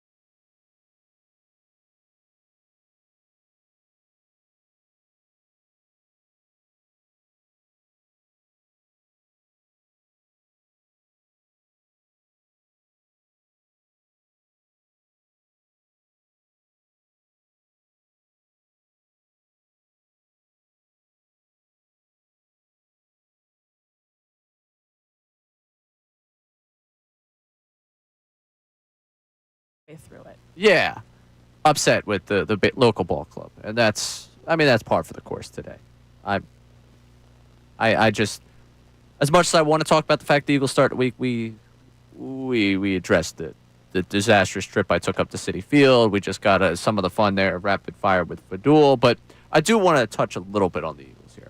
Saw a column today, I believe it was actually yesterday that appeared in the Inquirer, from Marcus Hayes about patience, and it goes back to a conversation I think we've had on these airwaves a number of times so far this summer, just talking about, hey, that first 4 games is tough. They have a new offensive coordinator, a lot of changing pieces defensively. They started 2-2 last year. Everybody was ready to fire Sirianni at the bye. Are we going to be more patient this year? And we can go into this season saying that we're going to be more patient than this year than we were previously. I could tell you from my perspective, I know that goes out the door the second you see something that is that you appear to be a fatal flaw of this team. Right. That you'll be patient until a certain point. For me, I've decided my line. And I don't know if I've talked about this with you. I know I've talked about it on this show before. If they lose their third game before they win their third game, that's when I'll begin to be concerned. Mm-hmm. That's my line for the season. They start 0-3, don't worry. House is burning. 1-3, don't worry. I'll freak out. 2-3, I'll be worried. 3-2? You'll be okay. 3-3, I'll still be teetering in what I've seen, but I will not lose it like the season's falling apart. It is the third loss before the third win that will be my freak-out point. That is my patience level. Do you have a similar line that you will draw in the sand for your patience this season? Yeah, I would think so. And it's the manner of which the games are played, I think, is also what will maybe move my barometer over quicker than I would expect. But I agree, obviously, a third loss before a third win is going to be cause for a little bit of all right. Just like last year, 2024 played into where we were looking, right? Like the collapse of 2023 plays into the 2-2 start. Mm-hmm.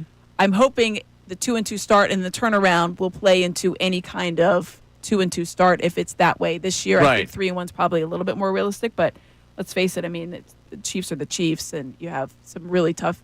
You have the Bucs in there, and they do not play well typically down there either. But it's another house of horrors. It feels like, but for me, it's how they're going to look in those games that I'm probably going to do more. So I don't want to just say carte blanche the record. 3-3 would definitely give me pause. 2-3, I would be like, okay, there's something kind of maybe going on, and they need to fix it. The bye being where it is, I think, is going to enable them to not fix it as early as last year, but I would say 2-3 would definitely give me. My hackles are up. Yeah, So but I need to see how they do it. Yeah, start 2-3. I'll probably have problems. Well, obviously, something's gone wrong. Yeah, so I'll be freaking out at that point. There is the world where opening night happens a way we don't want it to happen, and then maybe everything goes out the window and everyone just starts panicking for a week and a half before that Chiefs game. I could see that world. I'm going to be measured as I can until the third loss. Yeah. The third loss will be the point where you lose me, where you get kind of what you've gotten from me this week about the Phillies, where I just started to lose my mind and they start to break me as a team. And it's a long season, but that's the way I'm going to measure it out. You will not get the panic from me. I will stay as stoic as I possibly can until they lose that third game before they win their third game. They start 3-2, guess what? Your promise is kept there. I'll be all right. Also, in Eagles news from yesterday, Marcus Epps back. That was apparently the report. Through. Yes. I had said earlier this week, it was during NFL Notes at noon. I believe Rodman was producing the show. I believe it was Tuesday. So, Jalen Mills was the name that popped out there, and I was like, I'm good. Marcus Epps popped up, and I was like, he started for you in 2022. Obviously, when the mass exodus of that defense happens, it's the safeties that exit and the corners that stay. And I was like, I wouldn't hate bringing him back just for the depth part of things. I don't think he solves the entire part of your problem. And Rodman was going through the fit, whether he thought schematically Epps is exactly what they want in the difference from Gannon to Fangio. And in my mind, he's started here before. He's played a lot. I don't necessarily have that from Makuba, from Brown, from McCullum, if they want to call up Sam from the practice squad. I know McCullum ends up getting waived as well. So really, you didn't have a ton of safeties here. In general, you have Cooper DeJean and an idea. Doesn't, though? they obviously didn't see anything that they really enjoyed from Tristan McCullum because Makuba is hurt right now. Yep. You're hoping he's ready week 1, but that leaves you pretty thin, and you still release McCullum. That to me said a lot. Either you're super confident in Makuba, or you were like, we got something else waiting in the wings. And I think what they went for here was experience, where it was like, all right, McCullum, if we need him week 1, I don't think we want him to be out there week 1. I think we need someone more experienced to go about it. And I think that's where Marcus Epps comes in, where it's like, if we can make a move to get somebody with more experience, like Tuesday, the decision's made on Epps. Yesterday, the decision's made on McCullum. McCullum is part of them trying to go grab someone else, and they're like, all right, we can address this by going and grabbing Epps at the end of the week. And I think this is all a calculated move, and like, let's get more experience into that safety room. And I like it. I mean, I celebrate it not as this is going to like be the thing that wins them a Super Bowl, the thing that wins them a division, might be the thing that wins them a game. And that to me is good enough for me. I'm in on the Epps signing as much as I can be, because I think while it is more of a name than a game at this point, where you're like, oh, I recognize that guy. And it's not like, oh, yeah, that guy's going to be a massive game changer for this team. It's a little bit more of experience in a secondary that kind of lacks it. Right. By and large, like, we love Mitchell and DeJean for what they are talent-wise. You know, Mitchell plays years above his game. Those two guys aren't guys I worry about. Adoree Jackson has experience, maybe not necessarily the talent level we're looking for or the ability that we're looking for. But he's been around a long time. Has some experience. You're just adding a guy to that secondary that's been there and done it a number of times, and someone that has at least familiarity of what Reed Blankenship is. Like, Blankenship filled in that 2022 season when C.J. Gardner-Johnson goes down. The two of them have played next to each other. If they need to play next to each other, they know what it's going to take. Yeah, and I think that the important dynamic is what you just mentioned. Reed Blankenship and C.J. Gardner-Johnson, two different types of players, right? The way that they finesse, the way that they, move around the field, the way that they respond to anything coming their way. I think you need that, the yin and the yang. Yeah. You can't have somebody that's just like him. And so when you're looking at something like Tristan McCullum, maybe I'm not really sure exactly what you're looking at. As far Drew Makuba has more of this C.J. Gardner-Johnson type of vibe. Body-wise, he is a smaller guy, but the way that he hits, the way that he attacks, definitely has much more of that physical nature rather than finesse. So I like the two of them as far as the yin and the yang. And the credit to bringing Epps back in this whole thing is, I think, the way we feel right now, like, oh, why couldn't they just throw Isaiah Rodgers money to come back here and play this season? Probably is the way a lot of people felt 2023 looking at that safety room, when it's like, all right, CJ goes and gets paid, even though a lot of us thought they could afford the CJ deal, and CJ's agent probably screwed him over on that whole thing. But it was like, all right, why couldn't you at least go get Epps back? Like, you just left Blankenship out there and we're like, we're going to figure it out. And you did not figure it out to enough. What was it? Terrell Edmonds? That was my Byard? No, Byard ends up being traded for. Edmonds was the name I think they brought in, right? Yes, former Steeler.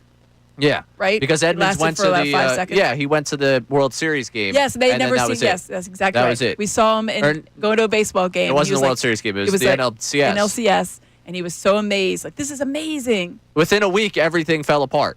And he was gone, never saw him. And the Phillies were out of the playoffs. It's a great viral clip though of him, because he was sitting next to somebody too, watching. I can't remember who he was sitting next to. Another player. Swift? It was It another might have player. been. I felt like it was Swift because I thought it was a hometown guy. Yeah, it was definitely another player who. And everybody's like, oh, he's never seen. I was like, the guy was living in Pittsburgh. Like, he's never seen postseason baseball. I don't know where he was from, but I loved that clip. He was just like, look how fast the ball is.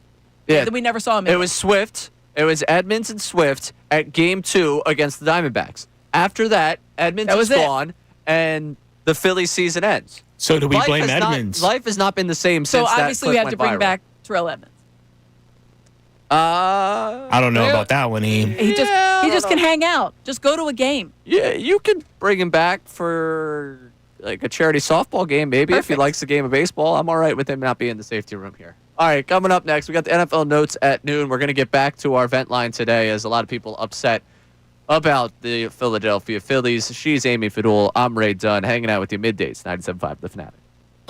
Now, on 97.5 The Fanatic Sports Update. I'm Austin Jones with your Fanatic Sports Update. The Phillies were swept out of Queens last night by the Mets. That marks 10 consecutive losses at Citi Field. Their NL East lead has dropped to 4 games. The Phillies and Mets will play again on September 8th. But in the meantime, the Atlanta Braves are in town for a 4-game series. Aaron Nola is on the mound. The first pitch is for 6:45. We're 1 week away from opening night when the Eagles take on the Dallas Cowboys to open the 2025 NFL season. That's a lot of time, and the Eagles could still make some roster moves. Dave Zangaro from NBC Sports Philadelphia joined Kincade and Salciunas yesterday and said he has a position in mind if the Eagles are going to look to address one matter. I think that there are certain positions they're going to monitor early in the season, and to me, edge rusher is at the very top of that list. It's nothing to do with Jalen Hunt or Nolan Smith. They're very bullish on those guys, but after that, I don't know what you're going to get from Josh Uche, Aziz Ojulari, and Ogbo Okoronkwo. The Eagles return to the practice field at 1:30, and the Kelly Green games have been announced: Week 8 against the Giants, Week 12 at the Cowboys, and Week 18 against the Commanders. This update's also brought to you by the International Hot Rod Association, International Hot Rod Association, and Durana Hybrid, reigniting racing skill, trades, mentorship, education, legacy. Get your tickets now at irod.com. I'm Austin Jones on the home of the best birds coverage, 97.5 The Fanatic and 97.5thefanatic.com.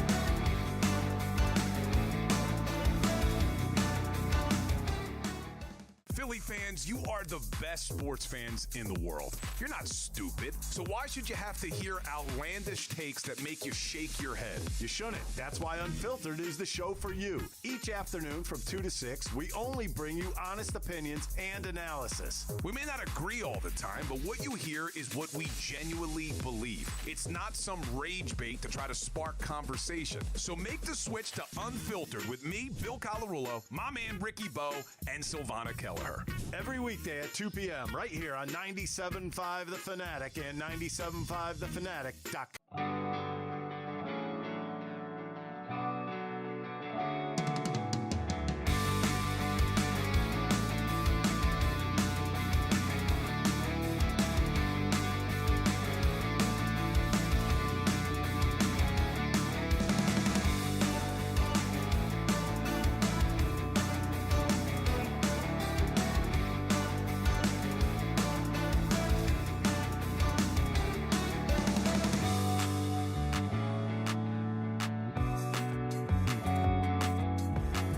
Amy, I'm thinking about it.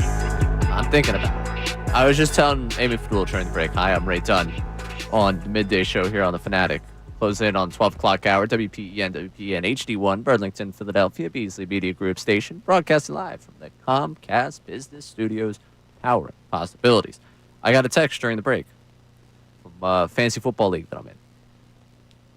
A guy is searching for 6 more players to join his 32-team fantasy football league. No. What are the drafts even? You are going with like 4, 1 quarterback, 1 running back, 1 wide receiver? There's no way you can have double. I mean, you gotta dig deep. You gotta be able to. You can dig deep, but those guys are getting no points. That just doesn't sound like fun, to be honest. Sounds awful. I think 12-person leagues are tough. Your wide receiver 1 is going to be old man Cooper Kupp by that point in time. Your wide receiver 2 is a guy that doesn't even play football. I would draft Jahan Dotson. He'll be a first-round pick in that league. Come on. And that means second round. And that means in that first round too, that quarterbacks have to be flying, because if you don't have a quarterback, then if you're like a snake, if you're the 1 seed or the 1 pick, you're excited. You take Jamar Chase or Bijan Robinson and call it a day. You're not getting a pick. You have no. That's tough. I mean, you probably end up with like 3 regular fantasy starting quality players, like 96 players. I don't know if I'm more disturbed that he's missing 6, or that there's that many people that have already signed There's up. 26 people already in that league. We're ready. I'm kind of tempted. You guys know me. I have a really tough time What's saying the buy-in? no. Is there any buy-in? $10. Oh, I'll give you $5 just to watch it.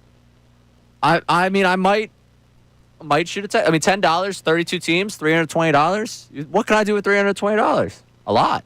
Buy more Phillies tickets? Probably. Being fun to net my next trip to a place that's not Citi Field. I don't know. You know it's tough. I have a really hard time saying no. It's why I'm in 11 fantasy football leagues. What's a 12? You're in at 11? Oh, but neither of you are here for this. And I thought I stressed about like my 6. Neither you guys both weren't here for this? No. 11? That's tough, man. No, then listen, when you get past the 3 threshold, you're all money leagues? Mostly, yeah. Oh man, this guy's getting paid the big 11. Bucks. I thought we all were aware of this. No. I know you had a problem. I didn't know it reached to 11 there leagues, was an extra though. one. There was an extra one that we had at NBC Sports, and I was like, I couldn't. I texted the guys, like, I just can't. I have already won work league. I have won family league. I have won friends league. I can't. I have our league. 4 is it for me. I thought we were all on the same page about this. 11? Yeah. People chime in. Wait, Amy, you're in 4? And I just add. I like to keep it at 3. I think 3 is my magic number. 4, I'm getting a little bit spread thin. But there were some moms I in my understand. neighborhood that were like, "We need 1 more," and I was like, "All right." I'm in 6, so you put our 2 league teams together, we're still below Ray. Still, that makes us 10 between the 2 of us. 11. I have a hard time saying no wonder why you're stressed during football season. You're playing yourself multiple times. Mm-hmm. You have to pick your favorite teams by like week 6 of like, all right, this is the fantasy team I want to succeed. And then exactly, you have to pick one that you like. All right, this is the lead dog. I actually have a chance to win this one. It's hard for me to say no to people. That's too many. I struggle with that. I thought we were all aware of my fantasy football problem. Do you do a pick'em at all? I'm also going to do a pick'em. No, for the first time. I'm not usually into the pick'ems, but I'm going to do a pick'em. Yeah, I'm good. If I did, I'm gonna invite you to pick'em to see if you say no, because you won't apparently. I'm gonna do a pick'em this year then. All right, before we get to the NFL notes at noon, I just want one upset text. All right, I just want to make sure we're continuing this Phillies conversation. Go. Alrighty, so this is from Mark in the Northeast Philly. I'm out on the Phillies. They had a chance to bury the Mets. Instead, they totally choked. They showed that they have no heart, and they let the Mets run right over them with no fight. Don't care if they win the division. They're out in the first round, and they play. And when they play the Eagles, or when the Eagles are playing, I'm just going to focus on the Eagles. All right, so that's, again, the energy shifting. I saw enough people tweeting like, bird season, we got a week till the Eagles. I'm good. Enough people that I got texts from that were like, yep. Appreciate you trying to talk up this team to me all year. I'm good. I'll check in when it's postseason time. And I was like, that breaks my heart. But you're coping right now, and I can't help the cope. I can't help the cope on this one. All right, it is past noontime here in the Delaware Valley, which means it's time for Austin Jones to hit the music. What do we got? Alrighty. So the Eagles have been making some moves. You know, they brought back Marcus Epps. They traded for Fred Johnson.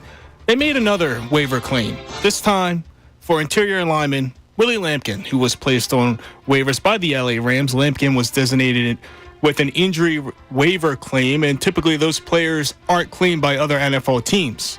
Well, the Eagles decided to go ahead and claim the 5'11" guard that was undrafted. He was with the Rams, and apparently it made some Rams fans a little in their feelings, saying that it's a total bull jive move by Howie Roseman.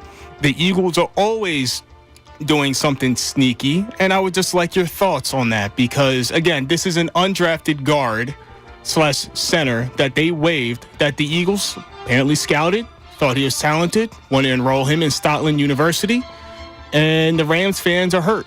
Yeah, so I'm interested on the whole waived injured thing. Like, I truthfully I was not familiar with this not being like the way of the world. You know, Right. this unwritten rule that you can't claim him. I always thought it was the injury stash, that this guy's going to go on IR, he'll be back in a couple weeks type Yes. thing. Like what? Week 4. Week 4. Week 4 after that. They Yeah. miss.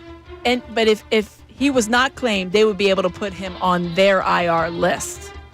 But when you have waived injured, Right, that but designation, I always thought you could stash by putting them injured reserve before any waiver. I don't know how that works for your 53 man though. Got it. I don't know. I just know if you have a waived injured player and he passes waivers, then you have to put him back on your IR if you claim him. Can I just say it's a dumb unwritten rule? Well, Yeah, you say what you want on these airwaves. But that's the thing. It's like you put him on waivers. That means he's able to be claimed, whether he's injured or not. The thought process is that no one's going to pick up an injured guy. But you thought wrong. That's not sneaky. It's not like they did it behind closed doors. No.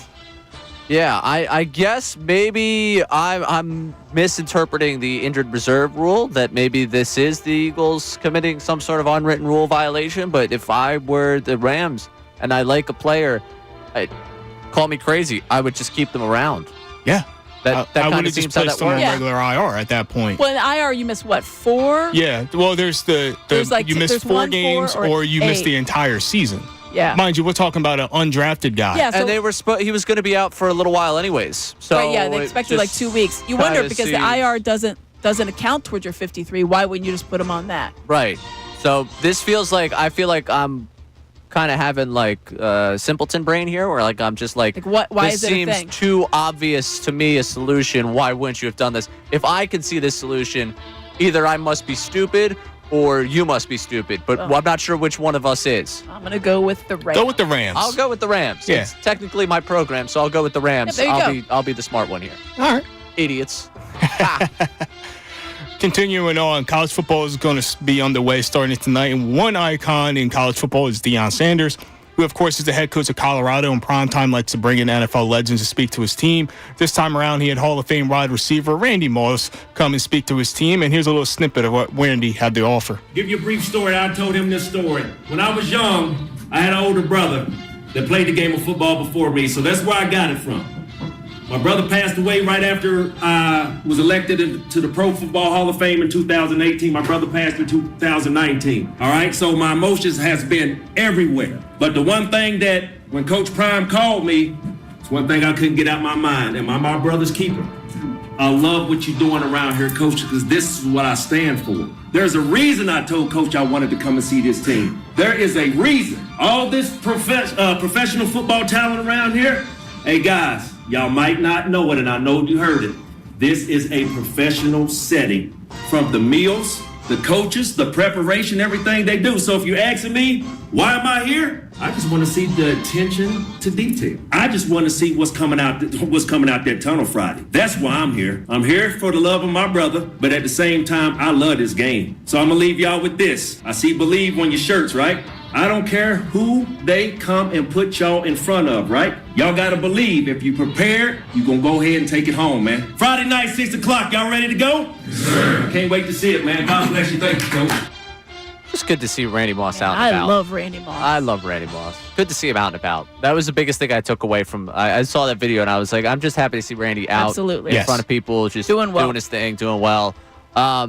I will say there is like the slight part of me there that the college athletics brain kind of kicks in. What do you call that place? A professional setting.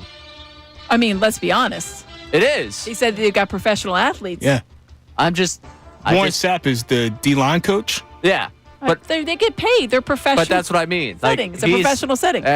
When he says professional setting, if I'm somewhere on the other side of the NCAA right now, I'm like, listen, I appreciate that he's going to treat it as such because the NCAA has long since treated college sports as a business. Yes. Yeah. So about time the players should treat it as such as well. Maybe you should not be treated as an amateur because you're expected to carry a higher standard. I saw, Chipotle is doing some deal with a couple different colleges where it's going to be free food for their athletes. I'll make sure I got this right. Georgia, Florida, and Ohio State all getting free food from Chipotle. 1 entree per week. Oh, there you go. 1 entree? Yeah, there you go. They better not be rationing over there. Wait, is it just the sports teams or just anybody at the school? Chipotle NIL program. So it's student athletes at the 3 schools. Scholarship that recipients. Football team's just like, and cool. walk-ons alike. 1 burrito a week. Free meals during the duration of their respective seasons. The restaurant chain said nearly 2,000 student athletes across partner schools will benefit from the program. Good for them. Which debuted exclusively last year with the Buckeyes. So Georgia, Florida, and Ohio State. Yeah. Nice. Went with the big dogs on that one. Yeah. Oh, yeah, you got to. Yeah, but that's why they all limited it to just 1 a week. Yeah, they didn't want to be out of Some of food. those linemen are like, come on, man. College experience. Name the place that you would want 1 free meal a week from. Ooh. Does it have to be food? Yes. No. College experience? Mine would be both. I'll go with Tally Ho. Okay, mine would be both. Both from Maxie's. I'd want the free meal, yes. but alongside the free meal, I would also want I had a different place for it. the free drinks. 2 keys for the other one. Shout out Maxie's. I'm a little upset that I wasn't there last week with Kincade and Salciunas, but it's all right. It's all right. I would love to be back. Alrighty, last one here. It's always interesting to hear quarterbacks say their favorite route that they like to throw when they're in the league. I'd always like to consider the go ball or maybe a post corner. Well, Matt Ryan and Tony Romo gave their answer, and this is what they had to say. What's your favorite route? For me, it's some kind of version of skinny post. So, whether we used to call them drifts in the Kyle Shanahan offense off a hard play action, kind of a short post coming off it. My first pass in my career was skinny post to Mike Jenkins for a touchdown, so I always liked the skinny post. One of the most important ones for me was developing it with like Des Bryant was the back shoulder fade in the red zone, inside the 5. And I don't think enough teams do it now. Like they may throw a fade, which is like all the way up there. But the back shoulder aspect was a technique that we developed that became really difficult to stop. And when you get that, I feel like it's a really high percentage throw. The receiver has to do his job perfectly with the leverage and how he goes about it, and the quarterback as well. I mean, he's right about the back shoulder fade being Sure. something that's not taught properly. No, but when it's executed, It's beautiful. it's a beautiful thing. That's a good Falls right in. good call from him on that one. Thank you for that one, Austin. Your That's a NFL good one. notes at noon. Coming back, resetting where we started today's show. We are going to get upset one more time about the baseball club and what Rob Thompson's message was. How does the tone strike you that Thompson had post-game following the 3-game sweep of the Phillies at the hands of the Mets? She's Amy Fidul. I'm Ray Dunn. Take it through middays, 97.5 The Fanatic. The summer's here, and you know what that means.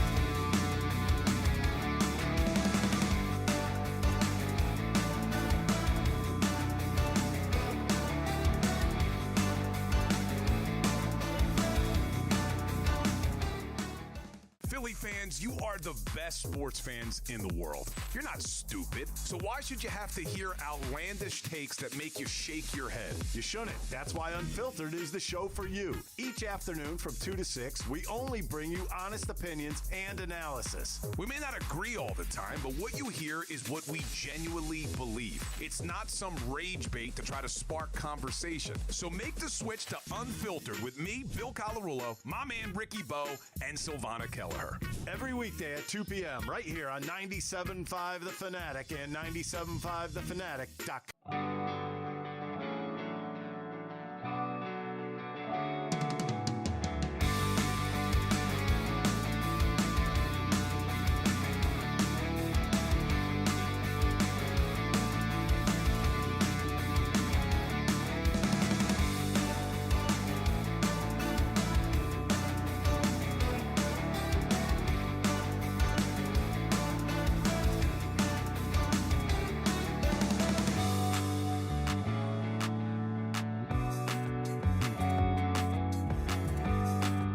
The Mets game. Give feedback. I got a lot of feedback. Nothing has to do with Citi Field, the fans, or the Mets themselves, or Elmo. It has to do with the fact that oh my, did I not enjoy last night in terms of the baseball. Again, great to see my friend, his fiance. I can't watch any more Phillies Mets games with his fiance, by the way. She's out. Because she's the Mets fan. She's the Mets fan. She's out. Yeah. She's not invited down here. Julia, wonderful person. Very nice. One huge character flaw, and that's the Mets fandom. And I got to be honest with you, 3 times in one season having her gloat in my face that the Mets are beating the Phillies, 3 times too many. Just disgusting. And I'm going to see them again this weekend, and I'm already dreading us reliving, oh, man, when you came up Wednesday night. Remember that? Yeah. By the way, next year, 2 weekend series up at Citi Field. So the pressure is on me from them of like, oh, you're going to come up next year, right? I don't know. I don't know if I could do another game at Citi Field. It's gotten into my head the way it seems like it's in this team's head. Mm-hmm. And where we opened up this show was what didn't happen this week. And it was something that I looked for when the Mets came to Philly back in June. And it was the stars of this team. There was a 3-hit game for Harper. Bohm had a couple of hits in a couple of games. But when you look at really the backbone of this team and the backbone of this payroll, Schwarber, Turner, JT, Castellanos, a combined 3 for 43 with 13 strikeouts. That's where this series is won and lost. With runners in scoring position, 3 for 22. I mean, that's where this series is won and lost. The Mets were able to string together some big innings. There were none for the Phillies. The Phillies chased. The Mets had the approach they've had against Phillies pitching for quite a while. I know Stark was on with Unfiltered yesterday and talked about maybe they're seeing something and they're being able to relay that to their hitters. You know who has the opportunity to do that on the other side? The Phillies.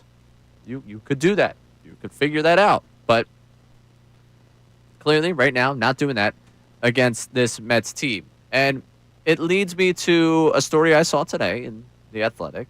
Matt Gelb does a tremendous job covering this team. Wrote the lead to his story was talking about what the aftermath looked like for the Phillies in terms of Rob Thompson, how they're responding to it. And Rob Thompson apparently stood inside that visitors clubhouse and spoke to the team after the game. Didn't yell. Multiple Phillies players described Thompson's tone as direct and not panicked. The NL East is a race again because the Mets obviously trimmed down 3 games in 3 days. Thompson urged his players not to let the sting of this sweep linger because if they do, the consequences are real. There's a chance this Phillies team will not step foot inside Citi Field again in 2025. They could protect a 4-game lead over the final 29 games. Likeliest scenarios, they host the Mets for a 3-game wild card series. They secure a first-round bye as the 2 seed, and the Mets are the 6 seed. The earliest they can meet is the NLCS, and the Phillies will be happy to return to Citi Field if that's the case. One thing Thompson was emphatic about with the team after the 6-0 defeat, he's tired of the Citi Field stuff. Forget this place. Forget these last 3 days. Forget whatever excuses there are. We know that we need to play better. It's one of those series. We have to flush it, move on. To hear him say it's one of those series, I understand where people start to get annoyed with him. Totally get that. Totally understand you're valid to feel the way you feel there. What I like is forget whatever the excuses are. That's the message I want to drive home. Because, well, that McLean pitcher, he's pretty great, isn't he? I don't care. All right? Yeah, that's the thing. That to me, Like, there's going to be good pitchers in the postseason. You're going to have to hit them. We didn't go into the game 1 against the Braves in 23 saying, wow, Strider's on the other side. He's having a really good year. It's all right if you go down 1-0. The Mets last year, when they went into game 1 against the Phillies in the NLDS, weren't like, hey, Zach Wheeler's on the mound. It's going to be okay if we go down 1-0 here. No. You got to take what's in front of you. And I'm tired of the Citi Field stuff, too. The fact that he's saying, forget this place, forget the last 3 days, I get it in the sense that you don't want them to dwell on the losses. My message would be, take this and channel this into the rest of the season of, how bad it can get. Let's not let it get that way again. The feeling, my message would be, the feeling that you're feeling right now, whether it was after the 13-3 game, after it was the 6-5 loss, or it was the 6-0 game, all feelings, different feelings, but feeling none of them good. Yeah. Take those feelings, collectively or individual, or whatever it is you need to power your way through other games that are going to come up that you're going to think, the Brewers series, right? The Dodgers series. They play the Dodgers pretty well, but the Mets again. Yeah. Don't let this happen again. Don't feel this again. And for people that are out there thinking that those messages haven't been relayed, I think that that's completely false.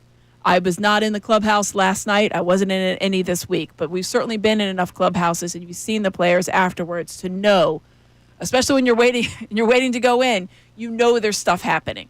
There are meetings that are being had. There's stuff that these are professional players, but they also are not afraid to call other people out. So I have no doubt some of the sentiments are there. There's also there's a different way that people operate. Like how you operate and respond to criticism is different than I operate, right? Like some people are very good and they need to have that outside encouragement. Some people are internal and they look inside themselves. Whatever it is, those guys know all that. Rob Thompson knows all that, and they're trying. He's called a manager. He is managing. You can be unhappy with it, but don't say that just because he wasn't, yelling fire and brimstone afterwards. That I don't like when people say there's no leaders in the clubhouse or Rob Thompson just doesn't care because you don't see him freaking out. Yeah, I think he was direct and not panic. If he induces panic into a locker room, if he comes in and be like, "Listen, that's it, everybody." You can panic on the outside. We can panic. Mm-hmm. We can sit here and hit the panic button all we want. Sure. If the manager's hitting the panic button inside that clubhouse, it's oh gosh, whoa, really? whoa. What's happening? This stoic guy all of a sudden is freaking out. It's like when there's people in your life that when you're faced with a tough situation as a group with them, if you see them start to panic, you internally panic. I don't know who that is in your life, but if there's someone that you have that when the is chips usually, are down and you look at that person, if they're losing it, you're like, oh no, we're in deep now. If they're sweating, it's like, oh, this is not good. Oh, that's not good. I didn't. We all like to think we serve that role, but someone really serves that role for you in your life. That if they're like, oh, I don't know what you did there. Like, for example, my dad. My dad is a very, very stoic. He will be able to keep calm in most scenarios. When I look at my dad and he looks worried, that's when I'm like, oh, bleep, I did something. Or, oh, bleep, something's happening here that's not good. Rob Thompson, kind of serving that role in the clubhouse, where it's like he's the guy that does not panic at all. If he went in there and went like, you guys screwed up the season, man. Now we're in trouble. I don't think that plays well in a clubhouse that I think we've all talked all week about how there has been a considerable mental toll taken on them in Citi Field. And if he induces panic on their way out of there, what purpose does that serve this weekend? It doesn't mean you're not acknowledging what has happened. Right. I think that there's a difference between acknowledgement, talking about the sense of righting the ship. All of those things can come into play without panic. I will say where I differ from Thompson on this one is instead of forgetting the last 3 days, acknowledge the last 3 days and let it fuel you. Yeah, I'm with you on that. I think you have to acknowledge it. You have to say, we're tired of letting this team get the best of us at Citi Field. I think you have to acknowledge that. Yeah. That's not panic. That is just recognizing what is going on and having a little sense of, We're going to get them in a few awareness. weeks, but you have to put yourself in a position to capitalize on that matchup in a few weeks. So you got to go out there and take care of business here. Yeah. So, all right, coming up, we'll continue to react to what we saw from last night as the Phillies drop 3, and we're going to start to turn the page. All right, the Braves are waiting. Braves just coming off a win over the Marlins. I'm trying to show up for the Phillies again tonight. We'll see how that goes. I'm curious how many people blame me, because I got a few people blaming me on social media for last night. That's- I'm just curious how many people blame me for the trip last night, that I was the one that... I mean, they played their worst game of the series. So could it be my fault? We could examine that one. She's Amy Fadul. I'm Ray Dunn. This is Middays, 97.5 The Fanatic. Now on 97.5 The Fanatic Sports Update. I'm Austin Jones with your Fanatic Sports Update. The Phillies were swept out of Queens last night by the Mets, 6-0. That marks 10 consecutive losses at Citi Field. Their NL East lead has dropped to 4 games. The Mets and Phillies will meet again on September 8th. But in the meantime, the Braves are in town for a 4-game series. Aaron Nola is on the mound tonight. First pitch is set for 6:45. We're 1 week away from opening night when the Cowboys come into town to face the Eagles to open the 2025 NFL season. And 1 week is a lot of time to adjust the roster. Dave Zangaro from NBC Sports Philadelphia joined Kincade at Salciunas yesterday and has a position in mind if the Eagles need to make any more moves. I think that there are certain positions they're going to monitor early in the season, and to me, edge rusher is at the very top of that list. It's nothing to do with Jalen Hunt or Nolan Smith. They're very bullish on those guys, but after that, I don't know what you're going to get from Josh Uche, Aziz Ojulari, and Ogbo Okoronkwo. The Eagles return to the practice field today at 1:30. And this update's also brought to you by Audible. What a great sunny day to fall in love. Audible's romance collection has something to satisfy every side of you. Start your first great love story free with a 30-day trial at audible.com. I'm Austin Jones, and your home of the best birds coverage, 97.5 The Fanatic and 97.5thefanatic.com.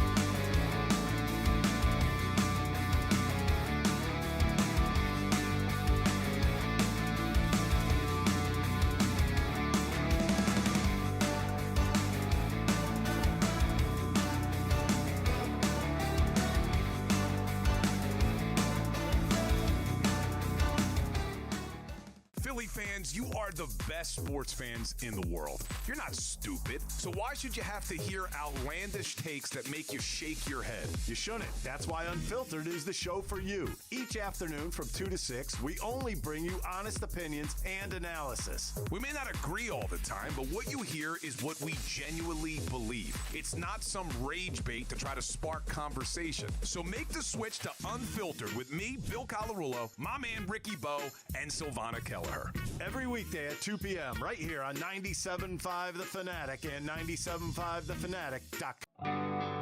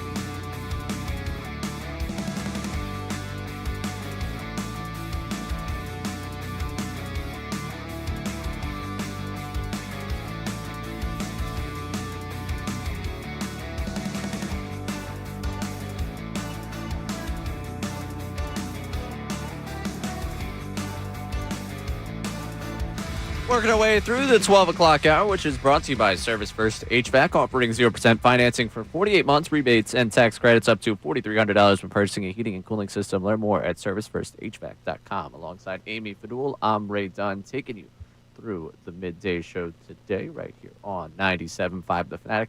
Last day of the week for me, and I think for you on these airwaves as well. Correct, Mundo. Yes. Both are not here tomorrow. So making the most of this is kind of our Friday. I'm still working at NBC Sports tomorrow. And I'm still working over the weekend. So Correct. it's not it's really like, our it's like Friday. It's Friday light. Friday-esque for us, I guess. But, yes, so there'll be Dee and Kevin coming your way tomorrow during this time slot. I will be back. I got all the way until Tuesday. This is weird, not walking through these hallways. I'll be on these airwaves over the weekend. That's a tease for something else. Something coming up, something fun. Yeah, doing something this weekend. So looking forward to that. I'm trying to find real quick. I wanted to plug our deal of the week because we got a great deal of the week for you. And I can't find it in my inbox. There it is. Jug Handle Inn.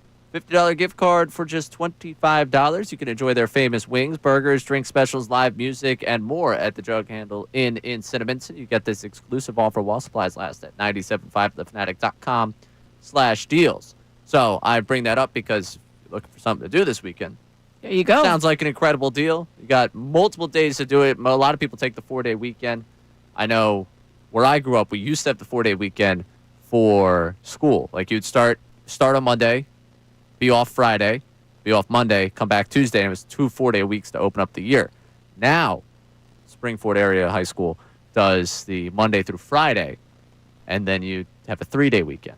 Oh. Yes. Interesting. Used to be the 4. I'm so old that back when I went to Springfield. Back in my day, what was it like? It was that way.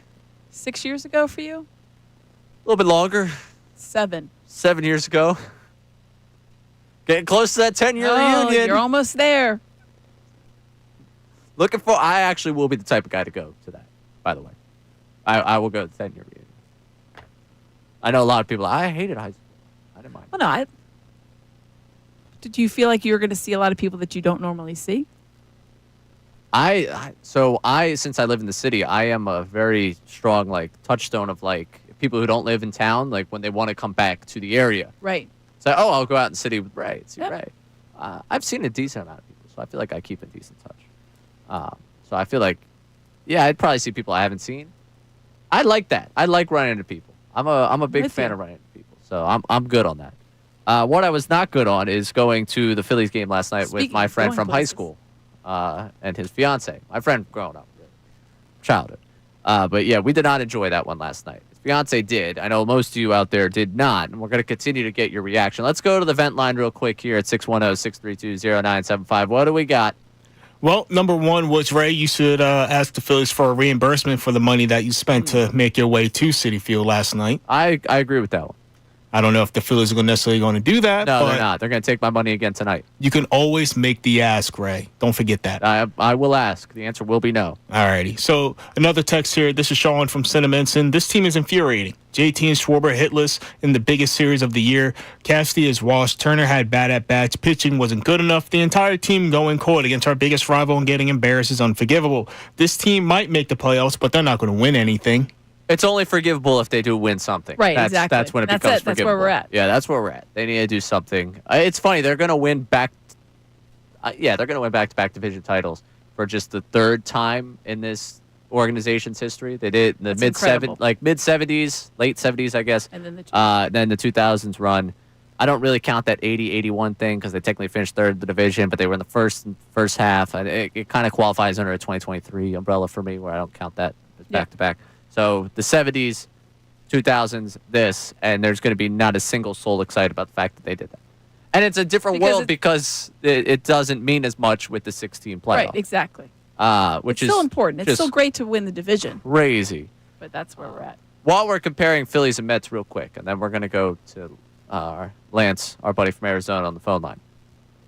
One thing I have to say, the Phillies superior to the Mets. The grilled sausage sandwich at Citizens Bank Park clears the grilled sausage sandwich at Citi Field. Well, that's good to know because that's the two things. The Italian sausage that's a number one. Visit the ballpark, got to get it. More expensive at Citi Field? Less quality? Less quality. And the problem is, it's the roll. If you work at Citi Field and you're listening to me right now, you got to improve the roll. For a place all that about talks the bread. about how We the all bread. know this. But they talk about the bagels up there in New York, how the water with the bread up there, it's just better. I was very disappointed in the roll that I was served, my grilled Makes a big sausage difference. sandwich. Gotta I have a was good very roll. disappointed in that. More expensive, less quality. Bad roll. Citizens Bank Park, greater than Citi Field when it comes to that. Let's go to the phone lines, talk to Lance in Arizona. Lance, you're on 97.5 The Fanatic. Hey, so a couple of things. One, the Phillies aren't going to get the 2 seed because if you go look at the Dodgers' schedule, they have 6 games left against teams over 500, and they have a 10-game stretch where they go Pirates, Orioles, Rockies. You're not going to catch them. They're going to wind up, especially because their guys are getting healthy now, they're going to wind up running away with the 2 seed. So you're going to either be the 3, or if you wind up blowing the division, the 6, and you're going to have to go to Citi Field, or you're going to have to play the Mets in Citizens Bank.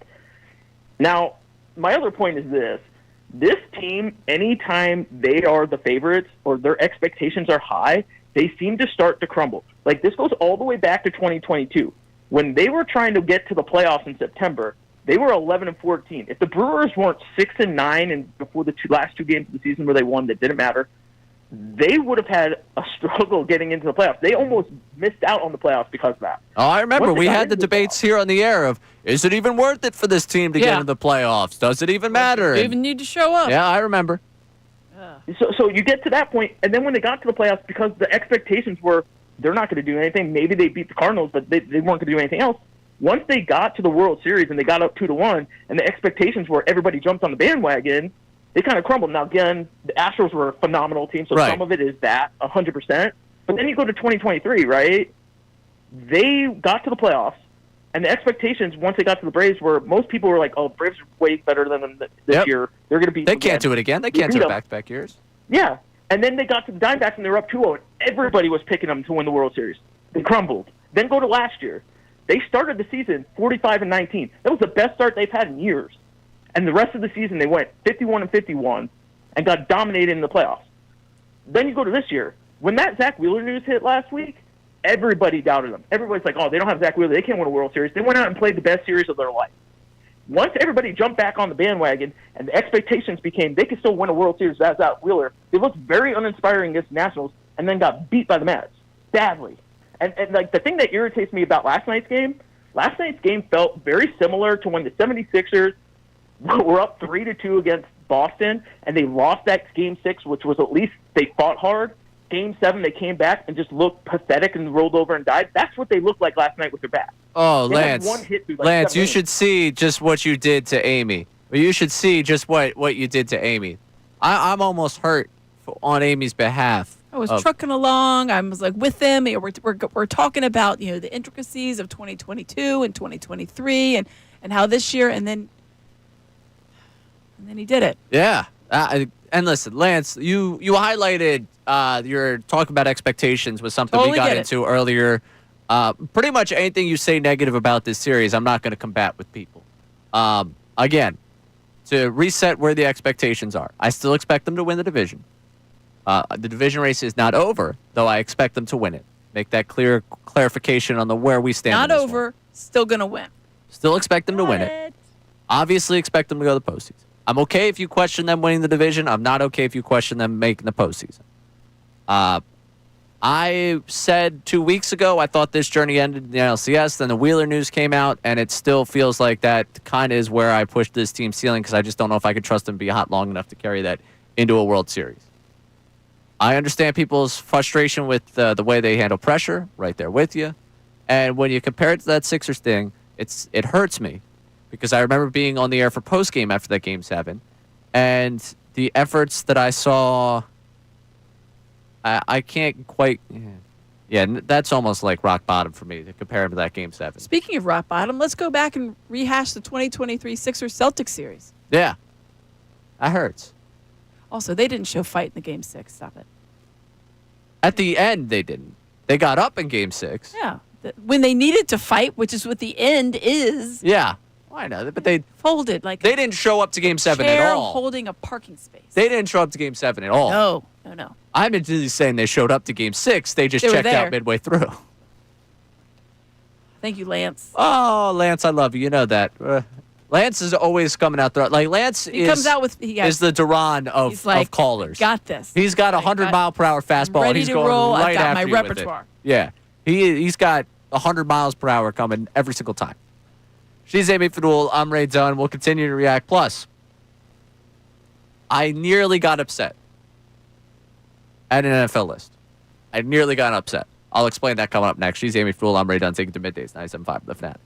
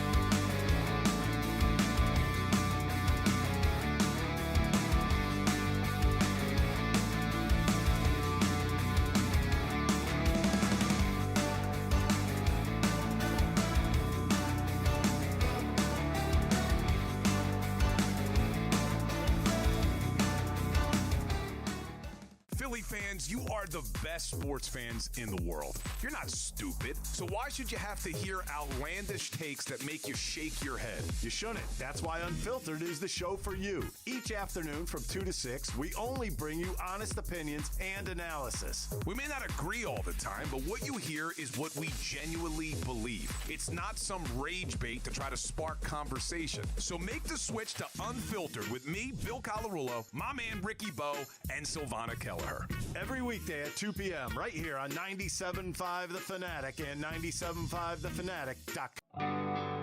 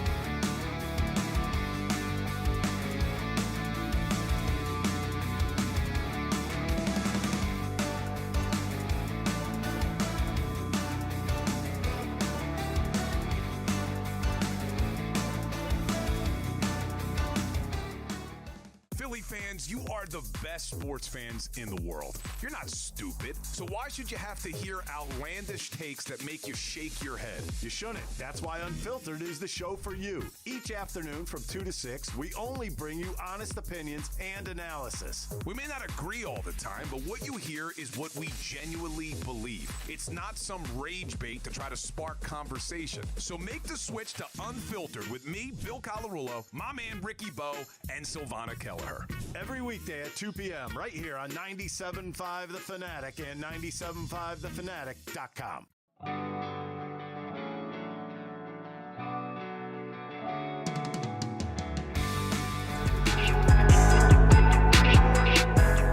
I was just talking to the guy from Unfiltered, actually. Bill Colarulo or Ricky Batalico? Bill Colarulo. No, Ricky has disappeared. I don't know where he went. We saw him earlier, and that was it. He might have actually just been in to record things and might be going over to NBC. Oh, that's He was a in good point. pretty early. It was in early. It was like 11. Yeah. I think he beat Bill here, which is an accomplishment, really, for anyone that comes in for afternoon because he's here, like 9 o'clock, prepping his 2 o'clock show. I'm waiting for the day where Bill beats me to showing up here for his afternoon show because I feel like we're getting to that point where we get it, man. You're excited, No work from home from him. Ricky is working today. Okay, so that's it. exactly Yeah. That's it. But yeah, that Bill's coming up. We were talking about how just miserable the Phils thing was. He was like, "Wow, that trip must have stunk for you." And I was like, "Yeah, like the baseball stunk." But was it fun? The trip at least. I think I Something really you would do again? I enjoyed documenting the trip for people. I liked it. Like I think that now I'm always like I overshare on social media because that's like the nature of our job. Like I post more than a normal person should. I realize that. But I did enjoy. I've seen a lot of people that are not in any kind of like front-facing industry, and they post quite a bit too. Yeah, I have a really one really well-adjusted group of friends that like are very off of social media. So when I spend time around them and I see just like the joy they have in life, and I'm like, maybe I could dial it back a bit. Maybe I should, maybe not. Like I could. But I really did enjoy posting it throughout the trip. I got feedback from a friend that was like, not any pictures of you during the trip. There was one with you and Rico. Yes. So I guess that was one picture, Rico and I, our Mets listener that's definitely loving today. Mm-hmm. But I just don't necessarily, I was like, people don't need to see my face. People don't I'm just posting where I am. You're seeing just the sights and the scenes. It's like you're walking with me. Yeah, you're experiencing the journey. I enjoyed it. So maybe I'll post more stuff maybe this week. Maybe this weekend I'll post a little bit more of, behind the scenes stuff I do. Maybe there'll be some more digital stuff from me at RayDunn975. Go ahead, follow along. Maybe I'll post tonight from the game. Probably I'll post my seats. Then that'll see be where you about are. it. Yeah. But we're going to get into a second. I saw something. I nearly reacted, but I thought better of it. And I want to thank our YouTuber, Neil, for helping me not react to it. I will explain in a second. But we were talking about Bill. Let's go to Bill's favorite caller, Ish from Levittown. Ish, you're on 97.5 The Fanatic. Hey, Fred. Hey, Amy. How are you? Good. How are you? I just wanted to talk about the this series.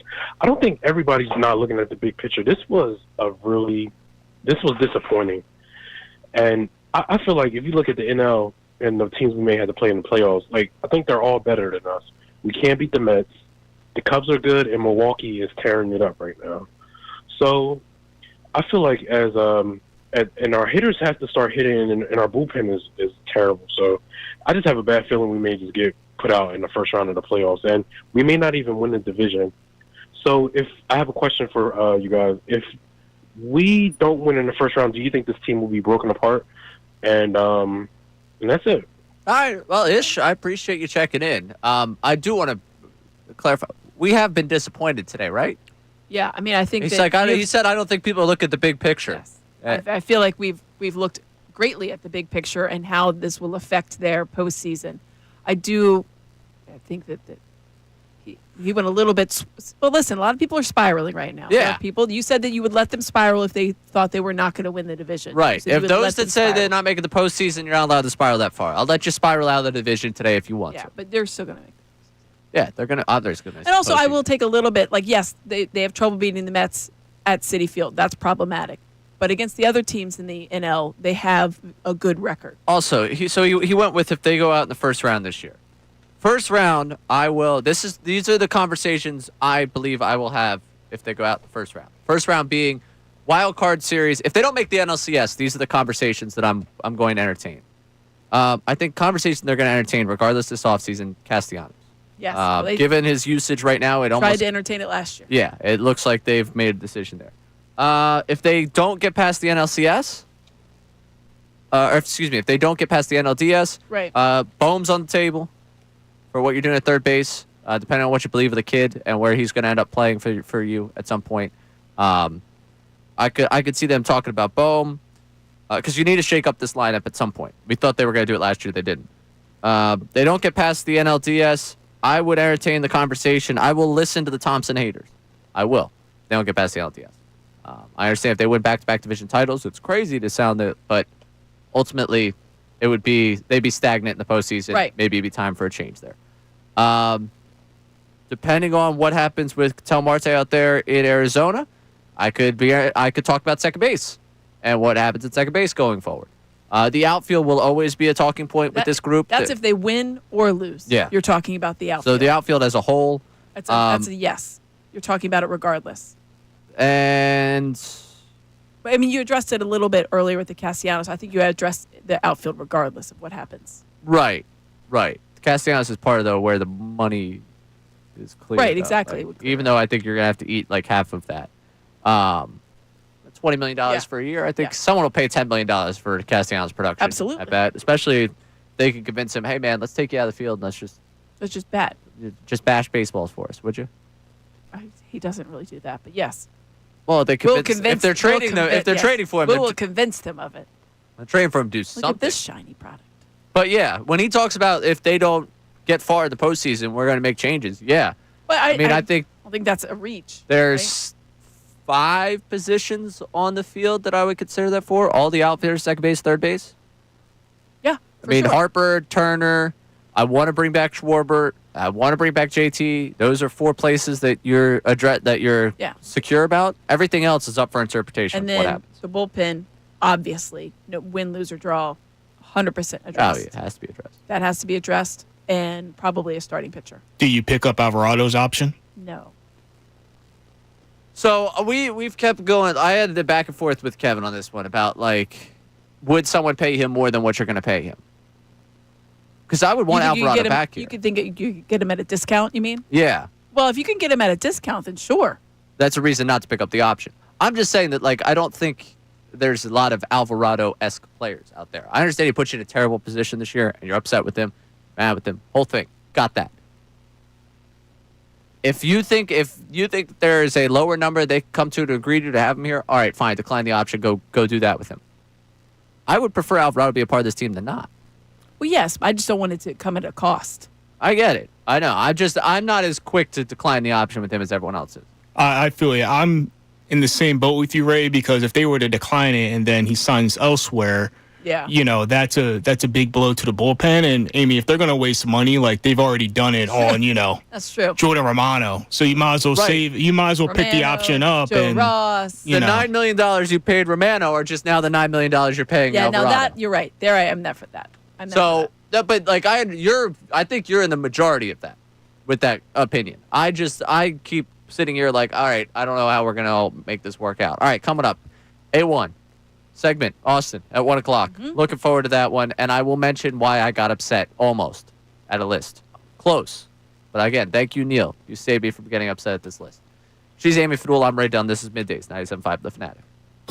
Now on 97.5 The Fanatic Sports Update. I'm Austin Jones with your Fanatic Sports Update. The Phillies were swept out of Queens last night. That marks 10 consecutive losses at Citi Field. The NL East lead has dropped to 4 games. The Mets and Phillies will meet again on September 8th. But in the meantime, the Atlanta Braves are in town for a 4-game series. Aaron Nola's on the mound today, and first pitch is set for 6:45. We're 1 week away from the NFL beginning here in Philly with the Cowboys coming to town.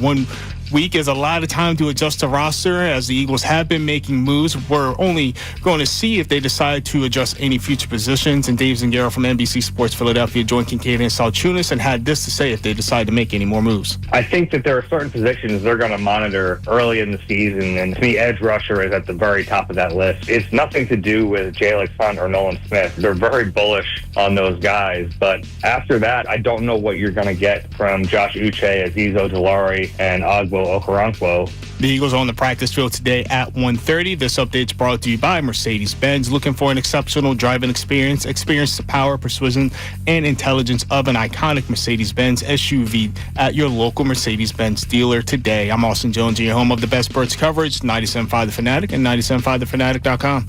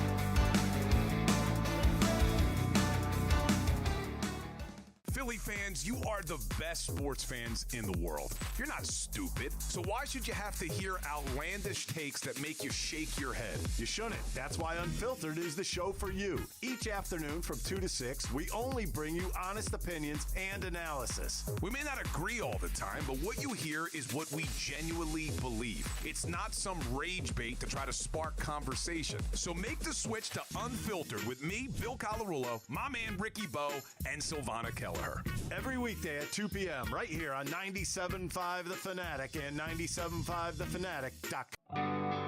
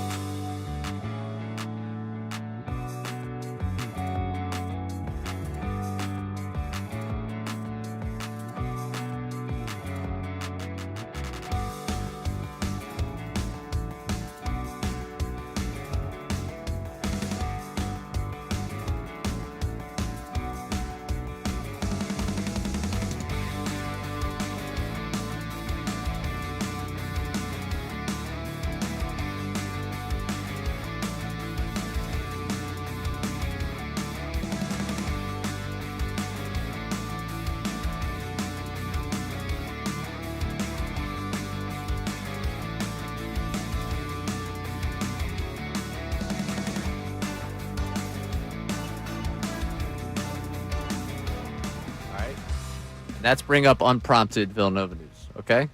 Is B Gun here? No. I'm doing this strictly because Brandon Gunn's not here, okay? She's Amy Fruel. I'm Ray Dunn. Austin Jones. I think I know what producing the news is. I might. You saw this? I did. Jalen Brunson? Yeah, the Josh roommates Hart, show. The roommates show to Villanova University for a live show at the Finneran Pavilion. They're also. Josh Hart. It's also like a Jalen Brunson. Like a Midnight Madness type of vibe. They're introducing the basketball teams, women and men's basketball teams before that. Wednesday, September 17th at 7 o'clock. Yeah. Gonna go? I believe I already checked. I believe I am working, but I would think about it. I have a little guy who's a big fan of those two gentlemen. I would imagine so. Yeah. He's asked if he could listen to the roommates pod.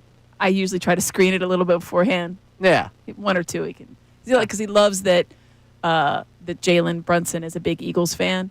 And when they had the NFC Championship game, Josh Hart, for those who don't know, is from D.C., went to Sidwell Friends. So he's a big Commanders fan. So they had a big, and they would check in on each other. Josh stopped sharing his location. Yeah. It was good stuff. So I let Shawnee listen to that one. Yes, Josh Hart and Jalen Brunson doing the Roommate Show podcast from Live. Pavilion. Live. Pavilion, correct. At Villanova. September 17th, 7 o'clock. So it's also official kickoff of the basketball seasons. Good. Fun facts. Good for them. Last time I was at the Pavilion, I was there for the Big Five Classic on the women's side. Yes. And I don't know how you know how that ended. Owls Big Five champs. It was Well a done. Wonderful evening. Wonderful evening. I'm waiting to get my shirt for that one. Looking forward to that. I got I'm debating putting up the American Athletic Like Conference a little banner. Yeah, I have the shirt from where I don't wear that shirt because I don't want to ruin that shirt because I got it when we won the conference and I like it. And I might want to put it up, and I'm waiting to get the Big Five one. To put it have a nice little. That's a good Start idea. building a little collection. I like that. Shout out Coach Rich. Shout out Coach All right. I nearly got upset about the NFL Top 100. And then I remember Neil being like, Ray, you can't get, this was something that was voted on in December. There's a reason why it hurts. Good call. Did you see the quarterback they had ahead of Jalen Hurts? That was revealed as 15, I think it was. I don't think I saw this one. Like I said the other day. Jared Goff. Lists. And I said something about any list that has like Trevor Lawrence in the top 10. And someone was like, there's no such thing. And I was like, I found two of them immediately when like a search that took 25 seconds. Any list that has Jared Goff, I'll include him in that, above Jalen Hurts or Trevor Lawrence above him, I will riot. And that's why I checked out on lists. I promised myself I wouldn't get upset. I just want to go for the record here. My take on Jared Goff will remain the same. He's a fine quarterback. Might even be a good quarterback. If Jared Goff had played the Super Bowl he did with the Rams in Philadelphia, he would never know peace. People would be at his neck every so true. single week. That's so true. It wouldn't. He would have to have an amazing comeback.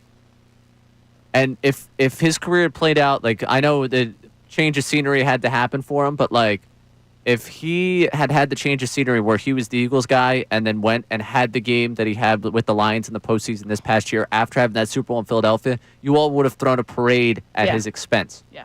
Like, oh, thank goodness. There is not a world in which I rank him over Hurts. That's all I'm going to say. Yeah, but I stopped myself. I stopped the lists myself. are nonsense. They're so silly anymore. I was going to get upset. And you remembered. It's nonsense. I didn't do it. It was voted on December. The Lions were looking good.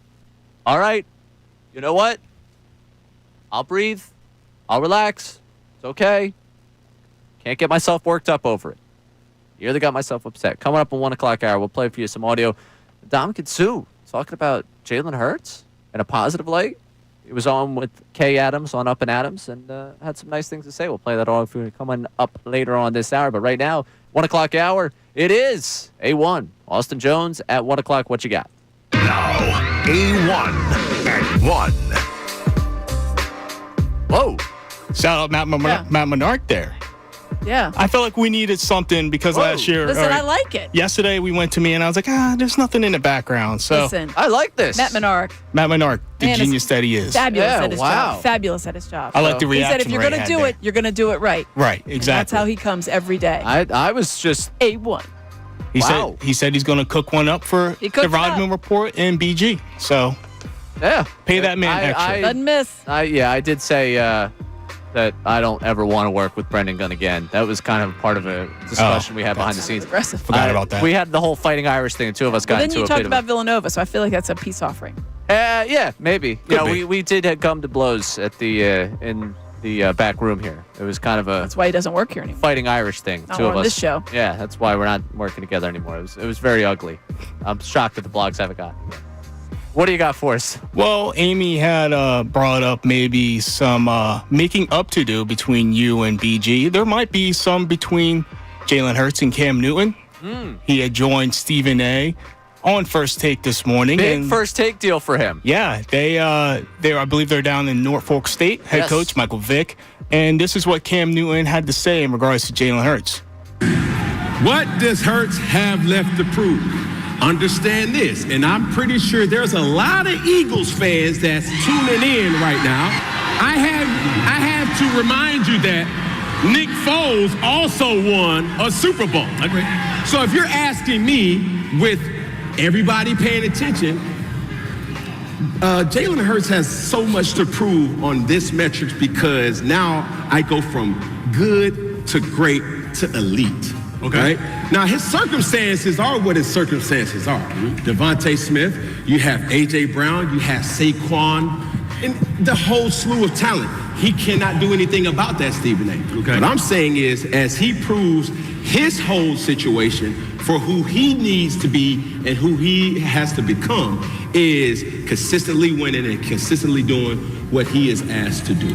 I totally understand you sitting up there and saying what you're saying, because what you're saying is you wanted the standard to be consistent. What you and others have been subjected to, Jalen Hurts and everybody else needs to be subjected to that too. That's true. But we also have to maturate to the modern era from the standpoint of there's a lot of cats getting shine that don't deserve it because they ain't do what Jalen Hurts did. That's fair. And at some point, your resume matters. At some point, your resume should matter. Right there. And so Cam Newton. I listened to Cam Newton talk. Why? The audio was played for me. That's why I listened. There you go. I appreciate the audio. A1 over there. Shout out BD. My more take on him talking about it was a lot of air in there. There was just a lot of things. He's also like said. hedging. He's like, I saw you do it. Now I need to see you do it. You know what I didn't see you do, Cam? Win a Super Bowl. The one thing that sticks out for me, Cam Newton, tremendous, obviously talented-wise, and it was a lot of fun to watch. The one play that will always stick out in my mind with him is not jumping on the ball in the Super Bowl. Yes. His lack of football IQ showed its head a lot. That to me will always be like, you just didn't want to give that one moment to your team of trying to grab that. Like, that's part of what I think I'd see the difference in, like, the mentality he versus Jalen. And I respect everything Cam Newton has accomplished in the game and as good as he is in the game. But the one thing that Jalen, I just think, has is that more mentality. If you want to go pure talent of the two quarterbacks, Cam Newton. Like, the arm he had, his ability to run, all the things he did. But I don't know if he, like, resents Hurts because he thinks that if he had A.J. Brown and Devontae Smith, the world might be different. It's not like he had a bunch of chumps there. The year they win 15 games, he did kind of have some chumps. Not all of them, though. And Greg Olsen was nice. That was a good help. Steve to him. Smith's, last I checked, not terrible. Yeah. Was he the Hall of Famer? 15? He wasn't on that 15. He wasn't on the 15-1 team? Yeah. Ted Ginn Jr. Yeah, like, so, like, I understand. Their defense was good, though. Yeah, Yes. I understand some of his issues. So Cam Newton having issue with Hurts as compared to, like, Chase Daniel, I'm at least okay to listen to Cam Newton because I think if Cam Newton had been given more help at time, maybe he would have been able to win. Yeah. Maybe. I still don't think so. I think he has that mentality that he just cannot. Well, yeah, when he said he wouldn't have given up his MVP for a Super Bowl, that was one. That's crazy. I feel like there's a mentality. You have to have that extra, what do you call it? Dog mentality, whatever you want to call it. Oh, yeah, dog mentality. I don't think that you have to be a winner, and I don't think that Cam Newton has that mentality. And I Cam is like trying to bridge the gap here and be like, I'm actually understanding on this one. And it's like, not really. What you're just saying is that you're going to move the goalpost until you respect him. Yeah, like, which is fine. Just recognize Jalen Hurts is good at what he does. If Hurts, and this is my biggest thing. Hurts has been given the supporting cast to capitalize and win a Super Bowl. What he did was capitalize and win a Super Bowl. So we can't really have the upside talk with him. He has done what he needed to do. Now I want him to keep doing it, and we'll obviously criticize him if he doesn't, and if they fall flat. But we all have to keep it in proper context. Every time they talk about what if with someone else, we know what the high upside could be. So appreciate him trying to, I guess, come to an understanding with us. Appreciate Stephen A. sticking up for us in that one. But yeah, He's trying to be reasonable. It's not something you usually talk about with Stephen A. Nah, I appreciate that from Stephen A. Yeah. All right, we'll hit one more before we get to the break. So the wide receiver room for the Eagles has a lot of talent in there, and one former Eagle wide receiver, Nelson Aguilar, spoke on the addition of John Mechie, and this is what Old Nelly had to say. Those two guys are quality players. So when you end up with, 2-1s, and then you have Dotson, who it's similar situation as Mechie, you get him towards the end of a training camp or whatever, and I love that because I think both of those guys are first-round talent. I think Mechie is a first-round talent. He goes a little later, but he's a quality player, great size receiver, can work inside, work outside, tough after the catch. And nothing better than a feel-good story.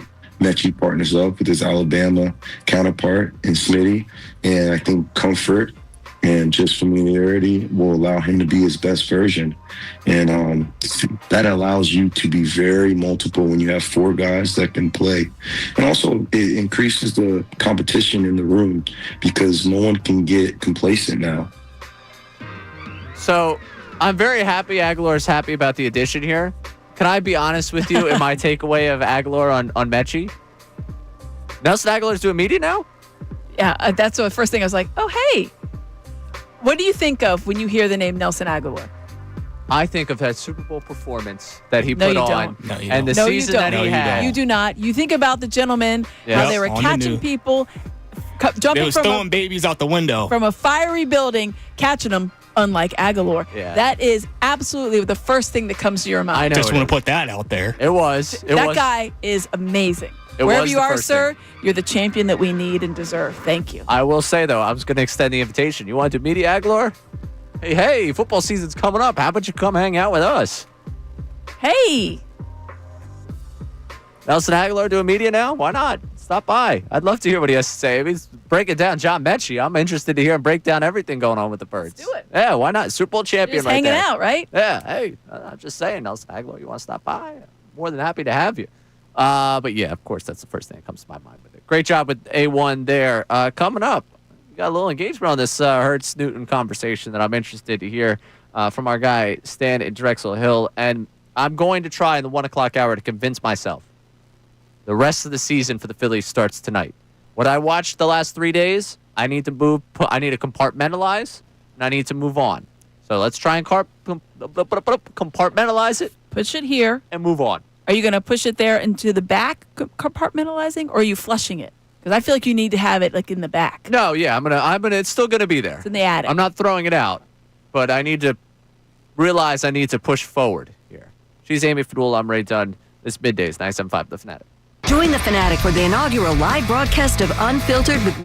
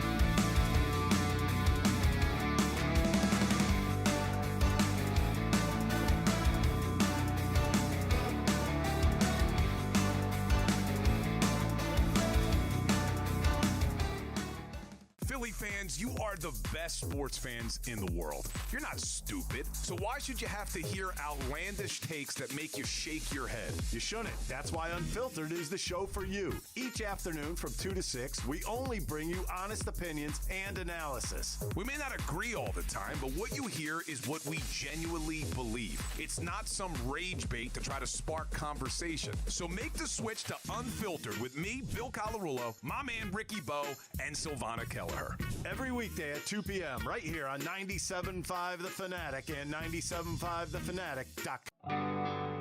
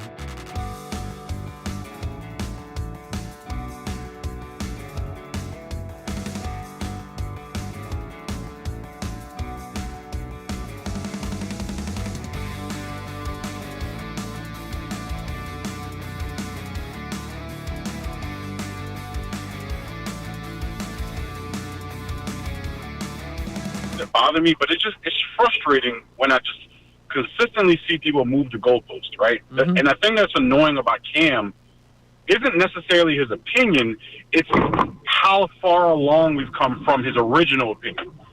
Jalen Hurts wins the Super Bowl. He comes out and says, I was wrong, this, that, and the third. How do you not put him as an elite quarterback? He has to be in the top 5. He has to be this, he has to be that. And then, what, three months later, all of a sudden it's, oh, man, no, he's not this. I can't put... And you're putting guys over him that, in the same situations, haven't been able to get the job done. Like, I'm sorry. I'm not going to sit there and tell you that Jared Goff is a bad quarterback by any stretch. No. But in my opinion, there's no world where he's better than Jalen Hurts. I'm sorry. I'm just not going to do that. And he has just as many weapons as Hurts does. Mm-hmm. Right? So, and all I hear about is how the Eagles have a super team until it comes to ranking players. Then they're not even in the top 10 a lot of times. And it's like, how are we a super team, but you don't consider A.J. Brown the best wide receiver in our division? You don't say Jalen Hurts is the best quarterback in our division. You don't say this guy's this. The only person that you might give it to is an old lineman. So, like, you got to miss me with that. And then we want to keep moving the goalposts and try to act like, oh, winning isn't a QB stat. But nobody was saying that when Tom Brady was running shop on the AFC East. Well, so, that's when we're talking about Tom. That's where I think this conversation goes with Hurts. Is like, all right, if we've now established just how good the infrastructure is around him, it's just about winning consistently year in, year out. And at some point, that respect has to come. It has to come. And winning has to be part of your resume. I'm sorry. Whether you want to say, oh, he has these guys around him, then guess what? Call your GM and tell him to do better. Exactly. Because how many teams have we seen? We're Philadelphians, so we know. How many great Philadelphia teams did we see that had great stuff around them and didn't get the job done? Oh, it's a number of them. And Stan, the point you make is actually something interesting I read in The Athletic today. And they put up, like, basically the idea of paying your quarterback and what it does for a team, and how it's not so much the money, but the percentage of the cap that's being allocated to the quarterback now, and how do you navigate winning when you pay your quarterback. It's like, I know a team that paid its quarterback and still is able to take care of its guys. Yep. The end of this story made me chuckle. It's the funny thing that made me chuckle, actually, in this story, all the way at the end, because I'll scroll all the way to the bottom. I got to the conclusion of this. And what they had, here it is. The NFL is in the midst of a learning phase at the moment, as quarterback contracts have consumed a greater percentage of the cap than ever before, and few teams have conquered the course. Those who figured out the quickest will have a massive advantage over their competition. I know that we're all waiting for when Howie kicking the can down the road ends up coming back to the Birds. I'm still waiting. But they did get a deal done with their quarterback, and they're continuing to maneuver to make things work. Like, I don't know if we're waiting to figure out who's going to figure it out the quickest. I think we found who did. The Eagles paid the wrong guy, got out of paying the wrong guy, correct, found the next guy, paid the next guy, and won a Super Bowl. That's impressive, no matter how you slice it. Now, it helps that Jalen was able to maneuver it to the point where he wanted to make sure that he had guys around him to succeed. But I think that also plays into it. Some of these guys just want the bread and, you figure it out, put the pieces around me. Hurts is going to get paid. It's not like he's not going to get paid. Right. But he also wanted it structured in a way that allowed this team to stay together. And I think that you've seen other players go the opposite of that. Yeah. Pay me, pay me, pay me. And then they realize, oh, wait, now you don't have enough money for whomever. It's also just a sidebar. It's just also one of those catch-22s of like, oh, he wins because he's got great players. Is there a chance in your mind that the players are good also because they have a gentleman throwing to him that they have a good rapport with? I think Saquon's job is easier because there is a level of respect to, in terms of what Saquon, like, no one ever says he's the best running back in the league, and no one ever questions him being the best running back in the league because of the offensive line he plays behind. Correct. But that'll be something that's used against Hurts. Like, everyone's individually the great line's except really for good. the quarterback. And A.J. Brown is really good, and Devontae Smith is really good. Right. Okay. You have to have somebody back there to throw them the ball. And I think the biggest thing that I take from a lot of these conversations is, okay, for Hurts, he's got such an infrastructure that the way that this ends up being, like, the only way this ends up, like, splattered back at you, like, oh, wow, you were so high on Hurts, why did it not work for you? Right. Is if they do not continue to succeed. And if you foreshadow them not succeeding, then all right, we can have a conversation about Hurts not capitalizing off of what's built around him. I don't foresee them not succeeding. Like, I don't see them. There's nothing that says that. Success for us at this point is measured in Super Bowls. So I understand when people get upset there. But, like, success relative to the rest of the quarterbacks in the NFL is playing deep into the postseason. And I don't foresee a world where this team stops doing that anytime soon. Right. So they've gone to the Super Bowl 2 of the last 3 years. Part of being big on Jalen Hurts is I think they're going to continue to succeed, and I think he's going to continue to be the quarterback of the team that succeeds, which, to me, like, why am I going to sit here and complain about that? And you look at the history, let's look at the last 3 years. 2 Super Bowl appearances, 1 Super Bowl, 2 Super Bowls where he outplayed Patrick Mahomes both times. If they had won the Super Bowl 2 years back in 2022 season, he would have gotten the MVP. But there's no doubt about that. Yeah. Right? So we all remember, obviously, that his numbers, though, have been very good. He did have during the swoon, he obviously turned the ball over quite a bit. Yep. But they also had a terrible defense. Exactly. Like he had his own problems an in that. MVP runner-up He had a problem 3 years ago. He had problems in that. But there are also problems with that team where if another quarterback dragged that team to the postseason, I think the conversation about him is different. Absolutely. And that's the biggest thing. He said that people doubted him. He proved them wrong initially. Then he gave them reason to come back and say, wait a second, maybe he's not who he was in 2022. And I think that's what people don't want to. If you admitted you were wrong once and then doubled down on what you thought about him, it's hard to admit you were wrong twice. And I understand that for people. I get it. It's not that I agree with you, but I see why you could be stuck in your ways there. All right, I said I'm going to put this Phillies-Mets series to bed. I'm not going to forget it, but I'm going to at least try and look ahead. Braves, the Brewers, the rest of the way. Let's gauge what comes next for this Phillies team. We're going to get the last of the vending from our text line coming up in the next segment and try and push ourselves forward as we move towards the 2 o'clock hour. She's Amy Fadul. I'm Ray Dunn here on the Midday Show, 97.5 The Fanatic. Now on 97.5 The Fanatic Sports Update. I'm Austin Jones with your Fanatic Sports Update. The Phillies were swept out of Queens last night, losing to the Mets 6-0. That marks 10 consecutive losses at Citi Field. Their NL East lead has dropped to 4 games. The Phillies and Mets will meet again on September 8th. But in the meantime, the Braves are in town for a 4-game series. Aaron Nola's on the mound tonight, and first pitch is set for 6:45. Well, 1 week away from the NFL opening up here in Philly, where the Eagles take on the Dallas Cowboys. And still with 1 week, there is time to adjust the roster. Dave Zingara from NBC Sports Philadelphia joined Kincade and Salciunas yesterday, and he has a position in mind that he believes the Eagles could make some changes at. I think that there are certain positions they're going to monitor early in the season, and the edge rusher is at the very top of that list. It's nothing to do with Jalen Hunt or Nolan Smith. They're very bullish on those guys, but after that, I don't know what you're going to get from Josh Uche, Aziz Ojulari, and Ogbo Okoronkwo. The Eagles are on the practice field today at 1:30. The Kelly Green games have been announced. Week 8 against the Giants, Week 12 at the Cowboys, and Week 18 against the Commanders. This update is brought to you by Robert Half. Their recruiters, expertise, and award-winning AI will find you the skilled candidates you want at Robert Half. They know talent. Visit roberthalf.com/talent today. I'm Austin Jones, your home of the best birds coverage, 97.5 The Fanatic and 97.5thefanatic.com.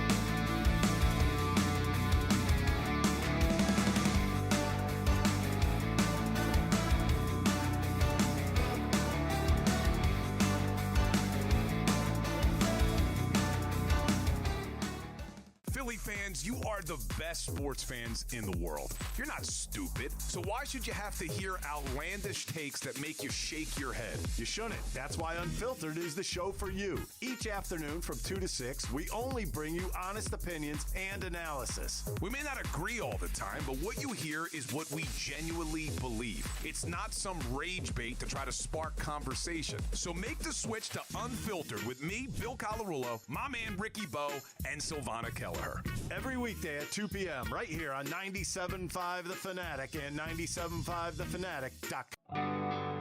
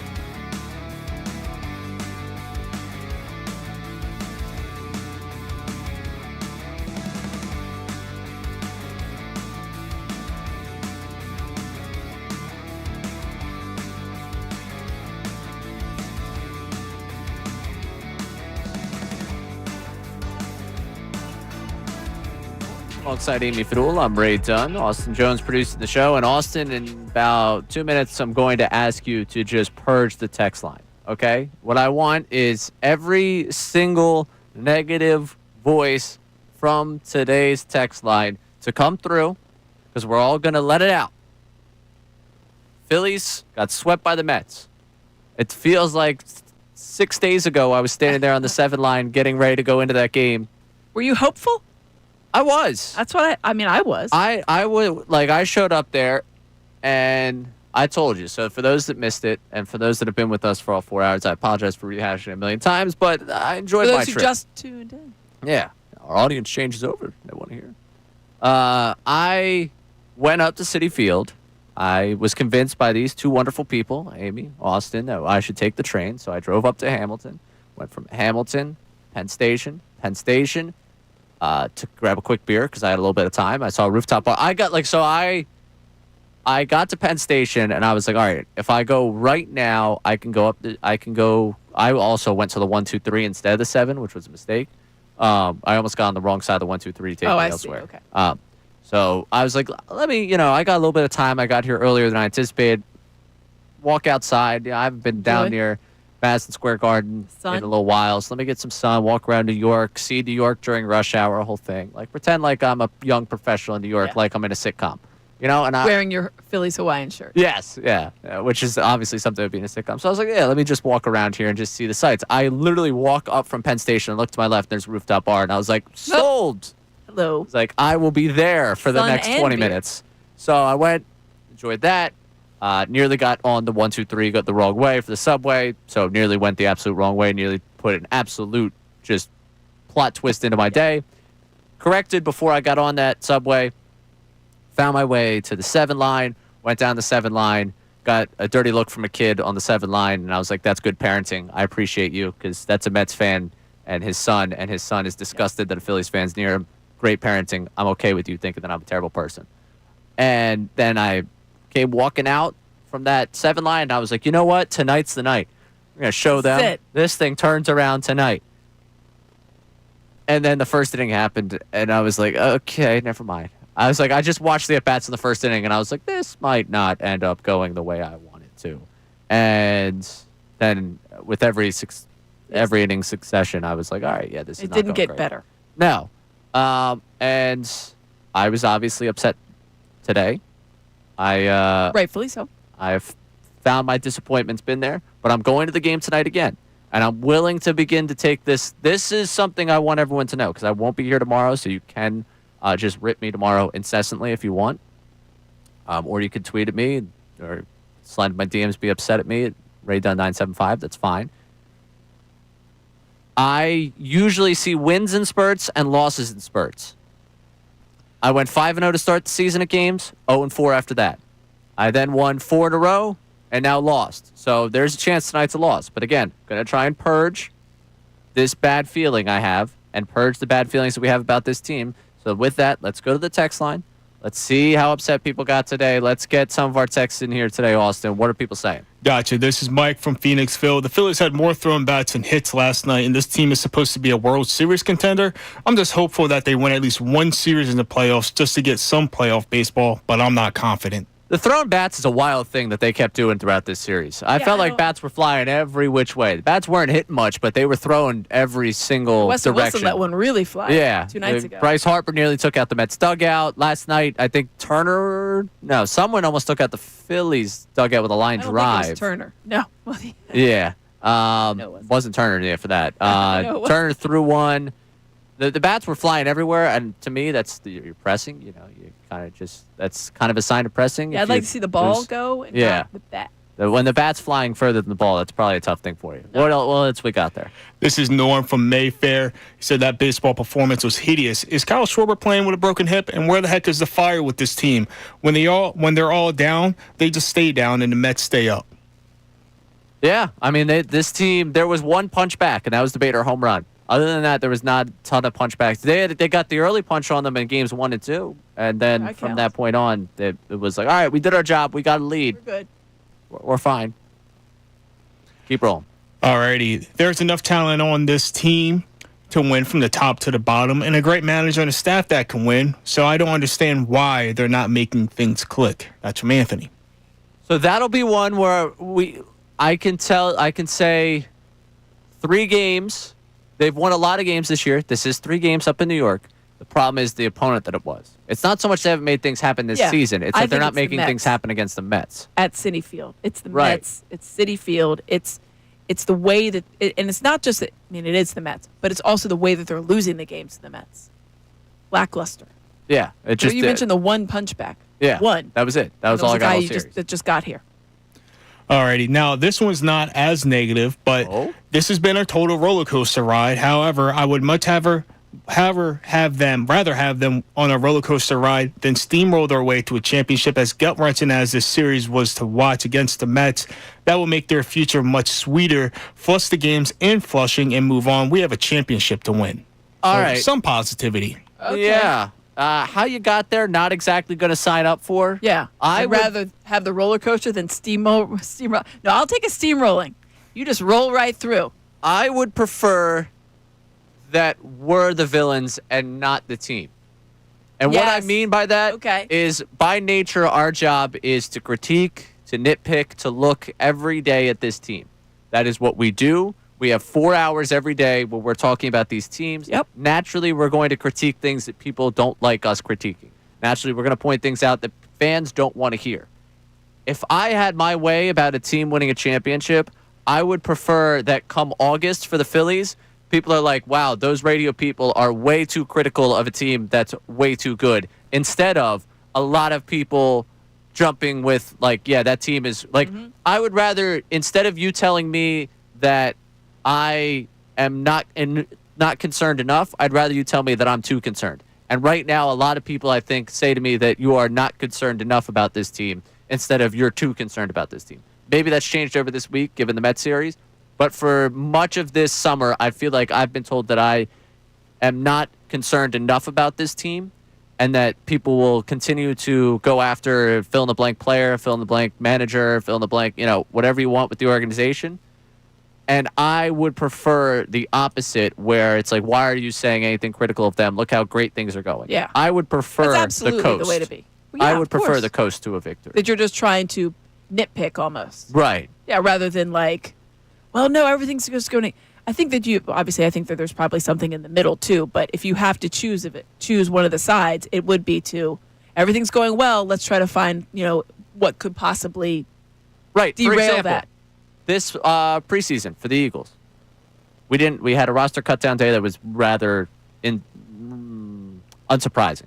We had a preseason that was filled with secondary talk, edge rush depth, offensive line depth. Yeah. Backup quarterbacks. Yeah. Like, all that to me is like, okay, cool. Like that's fun, but like that's not really drama. Like, us nitpicking it has a lot of fans like, wow, you guys really need to fill time, don't you? I would prefer the team that people are like, wow, you need to fill time, don't you? Instead of the team like, you're not concerned enough. So I would prefer the coast than the roller coaster, because the roller coaster, while good for content, is also something that I live every day with you. Like, if you don't think that I live this the way you live it, the roller coaster exhausts me. I know a lot of people are like, you love when they lose. I'm sure there are people that do this job that love that nature of it. Gosh, I don't. I got on, my buddy was like, well, at least you had a show for tomorrow as we're leaving yesterday. And I was like, I'd rather have you'd always have a show. You'd rather have a different show. I was like, you think 4 hours tomorrow I want to continue to relive the trauma of sitting here and having your fiance gloat that the Mets are winning in my face? You think that's what I enjoy with my life? You've known me our entire lives. You think I enjoy that? Like, no, I was devastated. Still, I'm devastated. I get what they're saying, but no. But now we're going to move on to the Braves. Okay, what do we need to take forward? What do we need? 29 games left. We need to push forward. What does the strength of schedule look like? Where are the pitfalls here? Is there a world where they get a bye at this point? Let's start pushing forward. Last segment coming up. Push forward here. She's Amy Fadul. I'm Ray Dunn. This is Middays, 97.5 The Fanatic. Hey, everybody, it's Bill Colarulo, and coming up at 2 o'clock.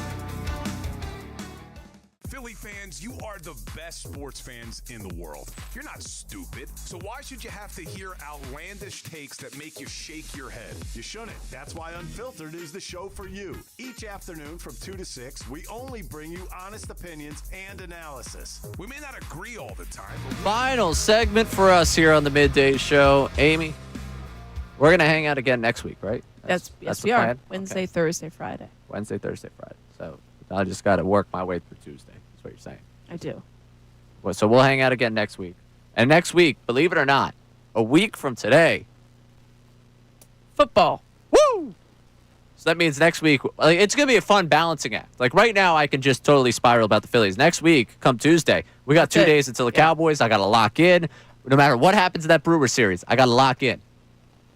But that also gets to, I hope this team lets me just lock in on the Birds one way or another. So we don't have, well, no, there's only one way.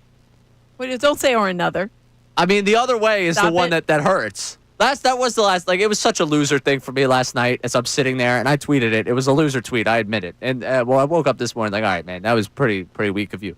I'm sitting there as they're all getting excited about the Mets. I'm like, you know what? At least next week I have a football team that I can look forward to. It was such a loser Did you mentality really? for me. But I was like, yeah, at least I can look forward to football We're the season. defending champ. You bums. You guys barely have a We quarterback. took Saquon Barkley from half of you here. The other half of you have to cheer for the Jets. Like, ha, losers. And I was such a defeatist mentality. And I was such like a coping mechanism for me, and I recognize it. But I was like, you know what? Screw all you and your stupid City Field and Shea Bridge. And Your terrible Italian Elmo. sausages. Yeah, Elmo and Mr. and Mrs. Met. Apple. They're just baseballs. Get creative. Airplanes everywhere. Come on. Losers. But Moving on. moving on from Because that. that's what we're doing. We have the We're Braves moving up. on. The Yes. Braves, who they worked the Marlins. Yeah, which is fine. It's the Marlins. You can work the Marlins. I don't care. But looking right now at what's coming up down the line for this team, it is the Braves for 4. Brewers. Starting tonight. Yes. Then the Brewers. And then we're talking about Marlins. the Then it's our one friends series. again. Yeah, the one series where like you're going to be, okay, they go to Miami. Don't sleepwalk through Miami because after that, you have the one that we're all looking forward to in the Mets for 4 games here.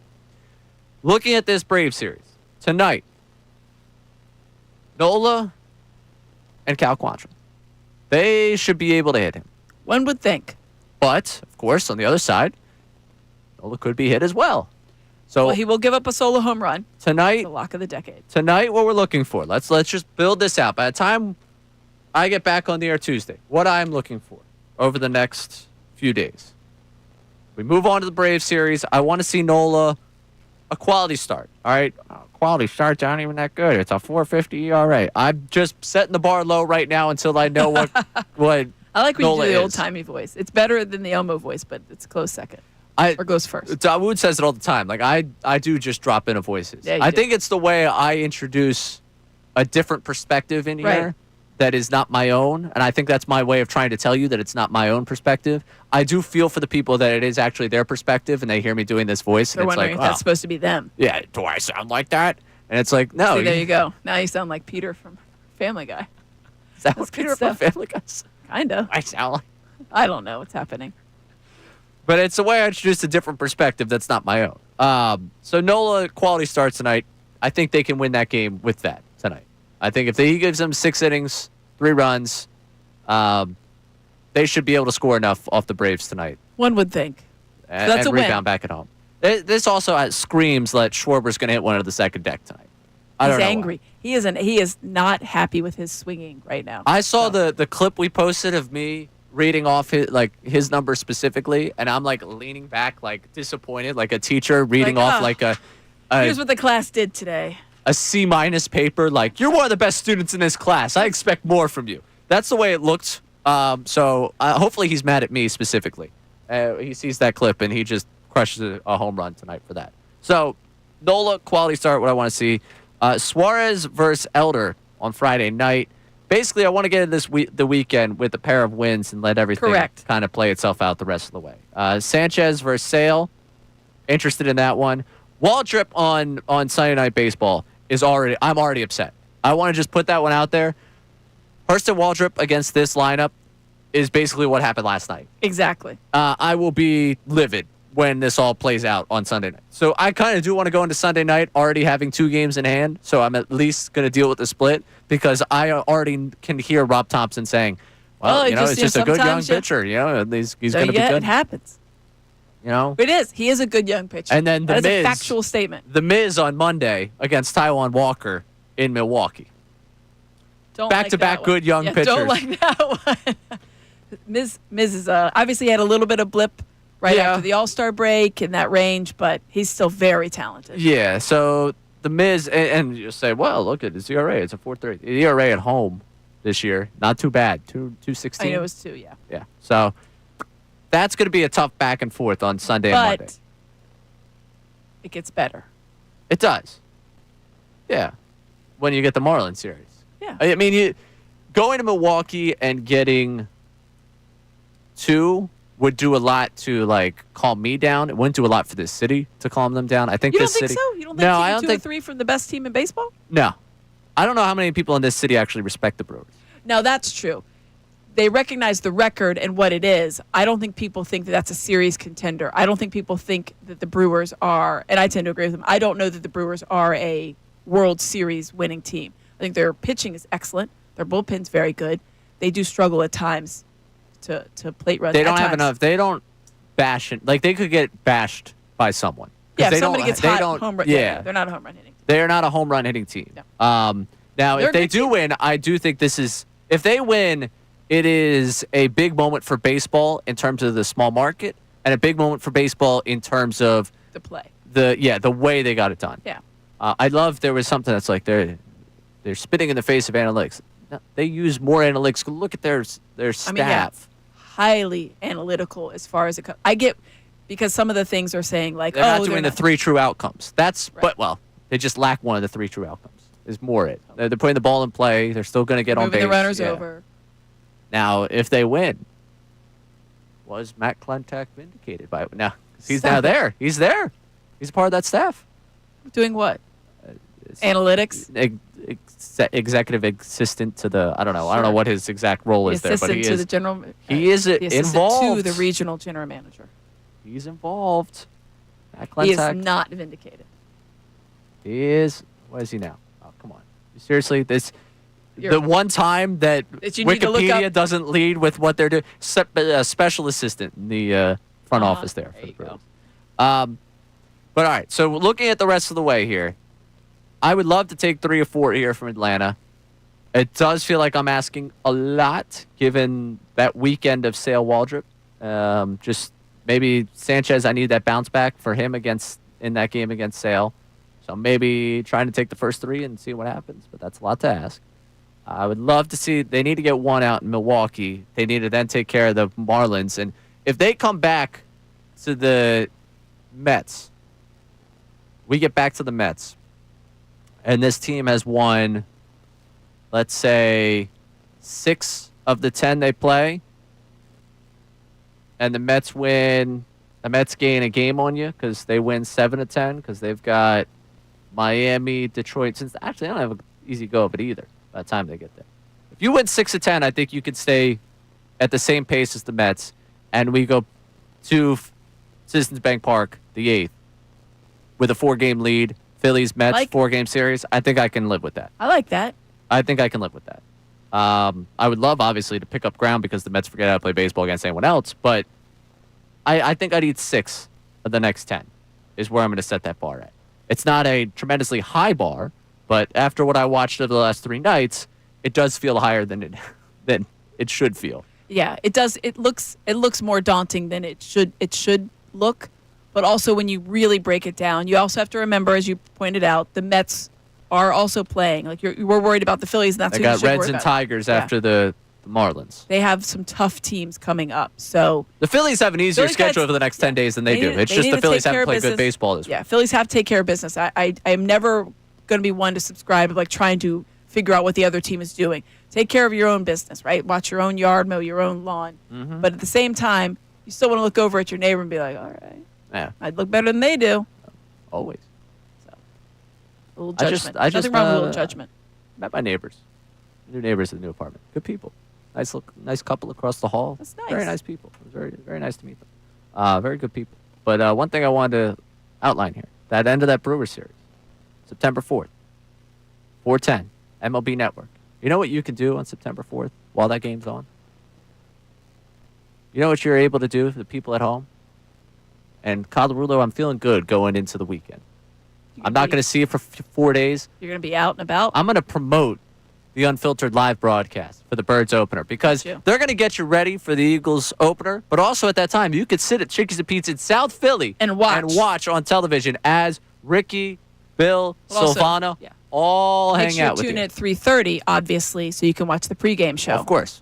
If I'm going to go down there for this, which I believe I'm going to go stop down at this live broadcast at Chickies and Pete's in South Philly with Unfiltered on the 4th from 2 to 6, I think it's going to be earlier in the day. I'll have game day responsibilities with the Birds. Correct. So I'm going to go down earlier in the day. So while you're on pregame, I'll sit there, see you on TV on pregame. I'll see everything going on with Unfiltered. They're getting you ready for the Birds home opener from the center of all the action. First 300 fans get a Kelly Green Birds rally towel courtesy of our friends at Great Railing. It's brought to you by Bet Parks and the online casino and sportsbook. So you can check out events at 975thefanatic.com. South Philly, Chickies and Pete's. The Chickies and Pete's in South Philly is what you're looking for there. And I'm excited to see them bring that fun event to life. I will be there. But I'm glad you'll be there. I think. But I will be there in spirit. I think. I'll be there on television if you're tuning in. You will. I've enjoyed the game of showing up to a bar, looking at television, and there's Birds Huddle. I get a fair amount of picks from my friends, especially I get most of them. Birds Huddle is popular because it comes on usually after post game live, but for rain delays because I do a lot of clubhouse shows. I see you again. Right? Yeah, you're gonna see me again in a minute too. The rain delay they had a few weeks ago that went so long that you guys went through Clubhouse and then played the entire 08 video yearbook was awesome. Yes. I know bad for 2.5 hours. Bad for everyone involved that was there. It's hard to say what people like more. They enjoy the 08 video yearbook. They really enjoy the 93. 93 one where 93 you've got Mitch Williams in the Atlantic City surf shirt. Yes. That's what I enjoy on the training tables. We haven't run the Signing Harper one in a while. People say where I feel like I see that all the time. I think it's been 2 years since we ran the Really? Signing. Yeah. Wow. I feel like it was not this year. We have not run Signing Harper. Well, it's been a while. We're halfway through the contract. Yeah. That signed Harper.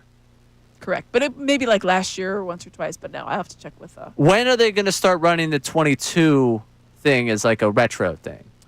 That's a good question.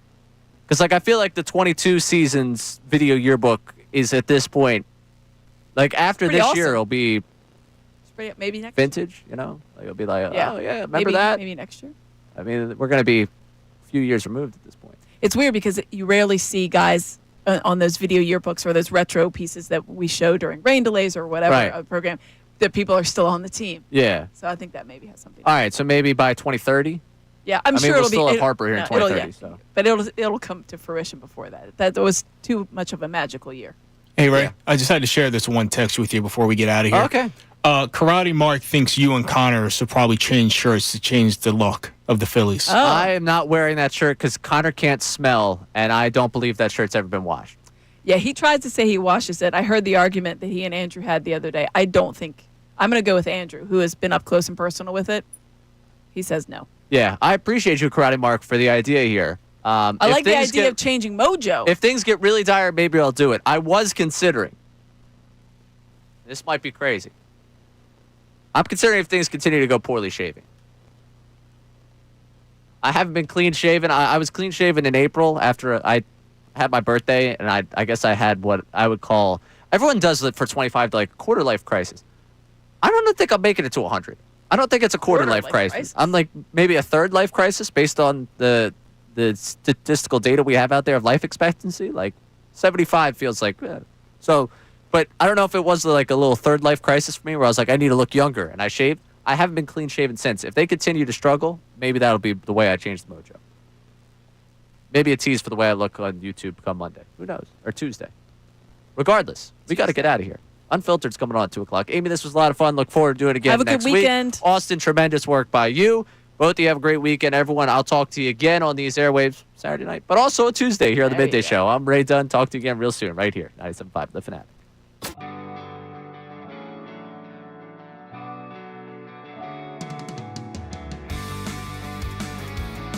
There are certain positions they're going to monitor early in the season, and to me, edge rusher is at the very top of that list. It's nothing to do with Jalen Hunt or Nolan Smith. They're very bullish on those guys, but after that, I don't know what you're going to get from Josh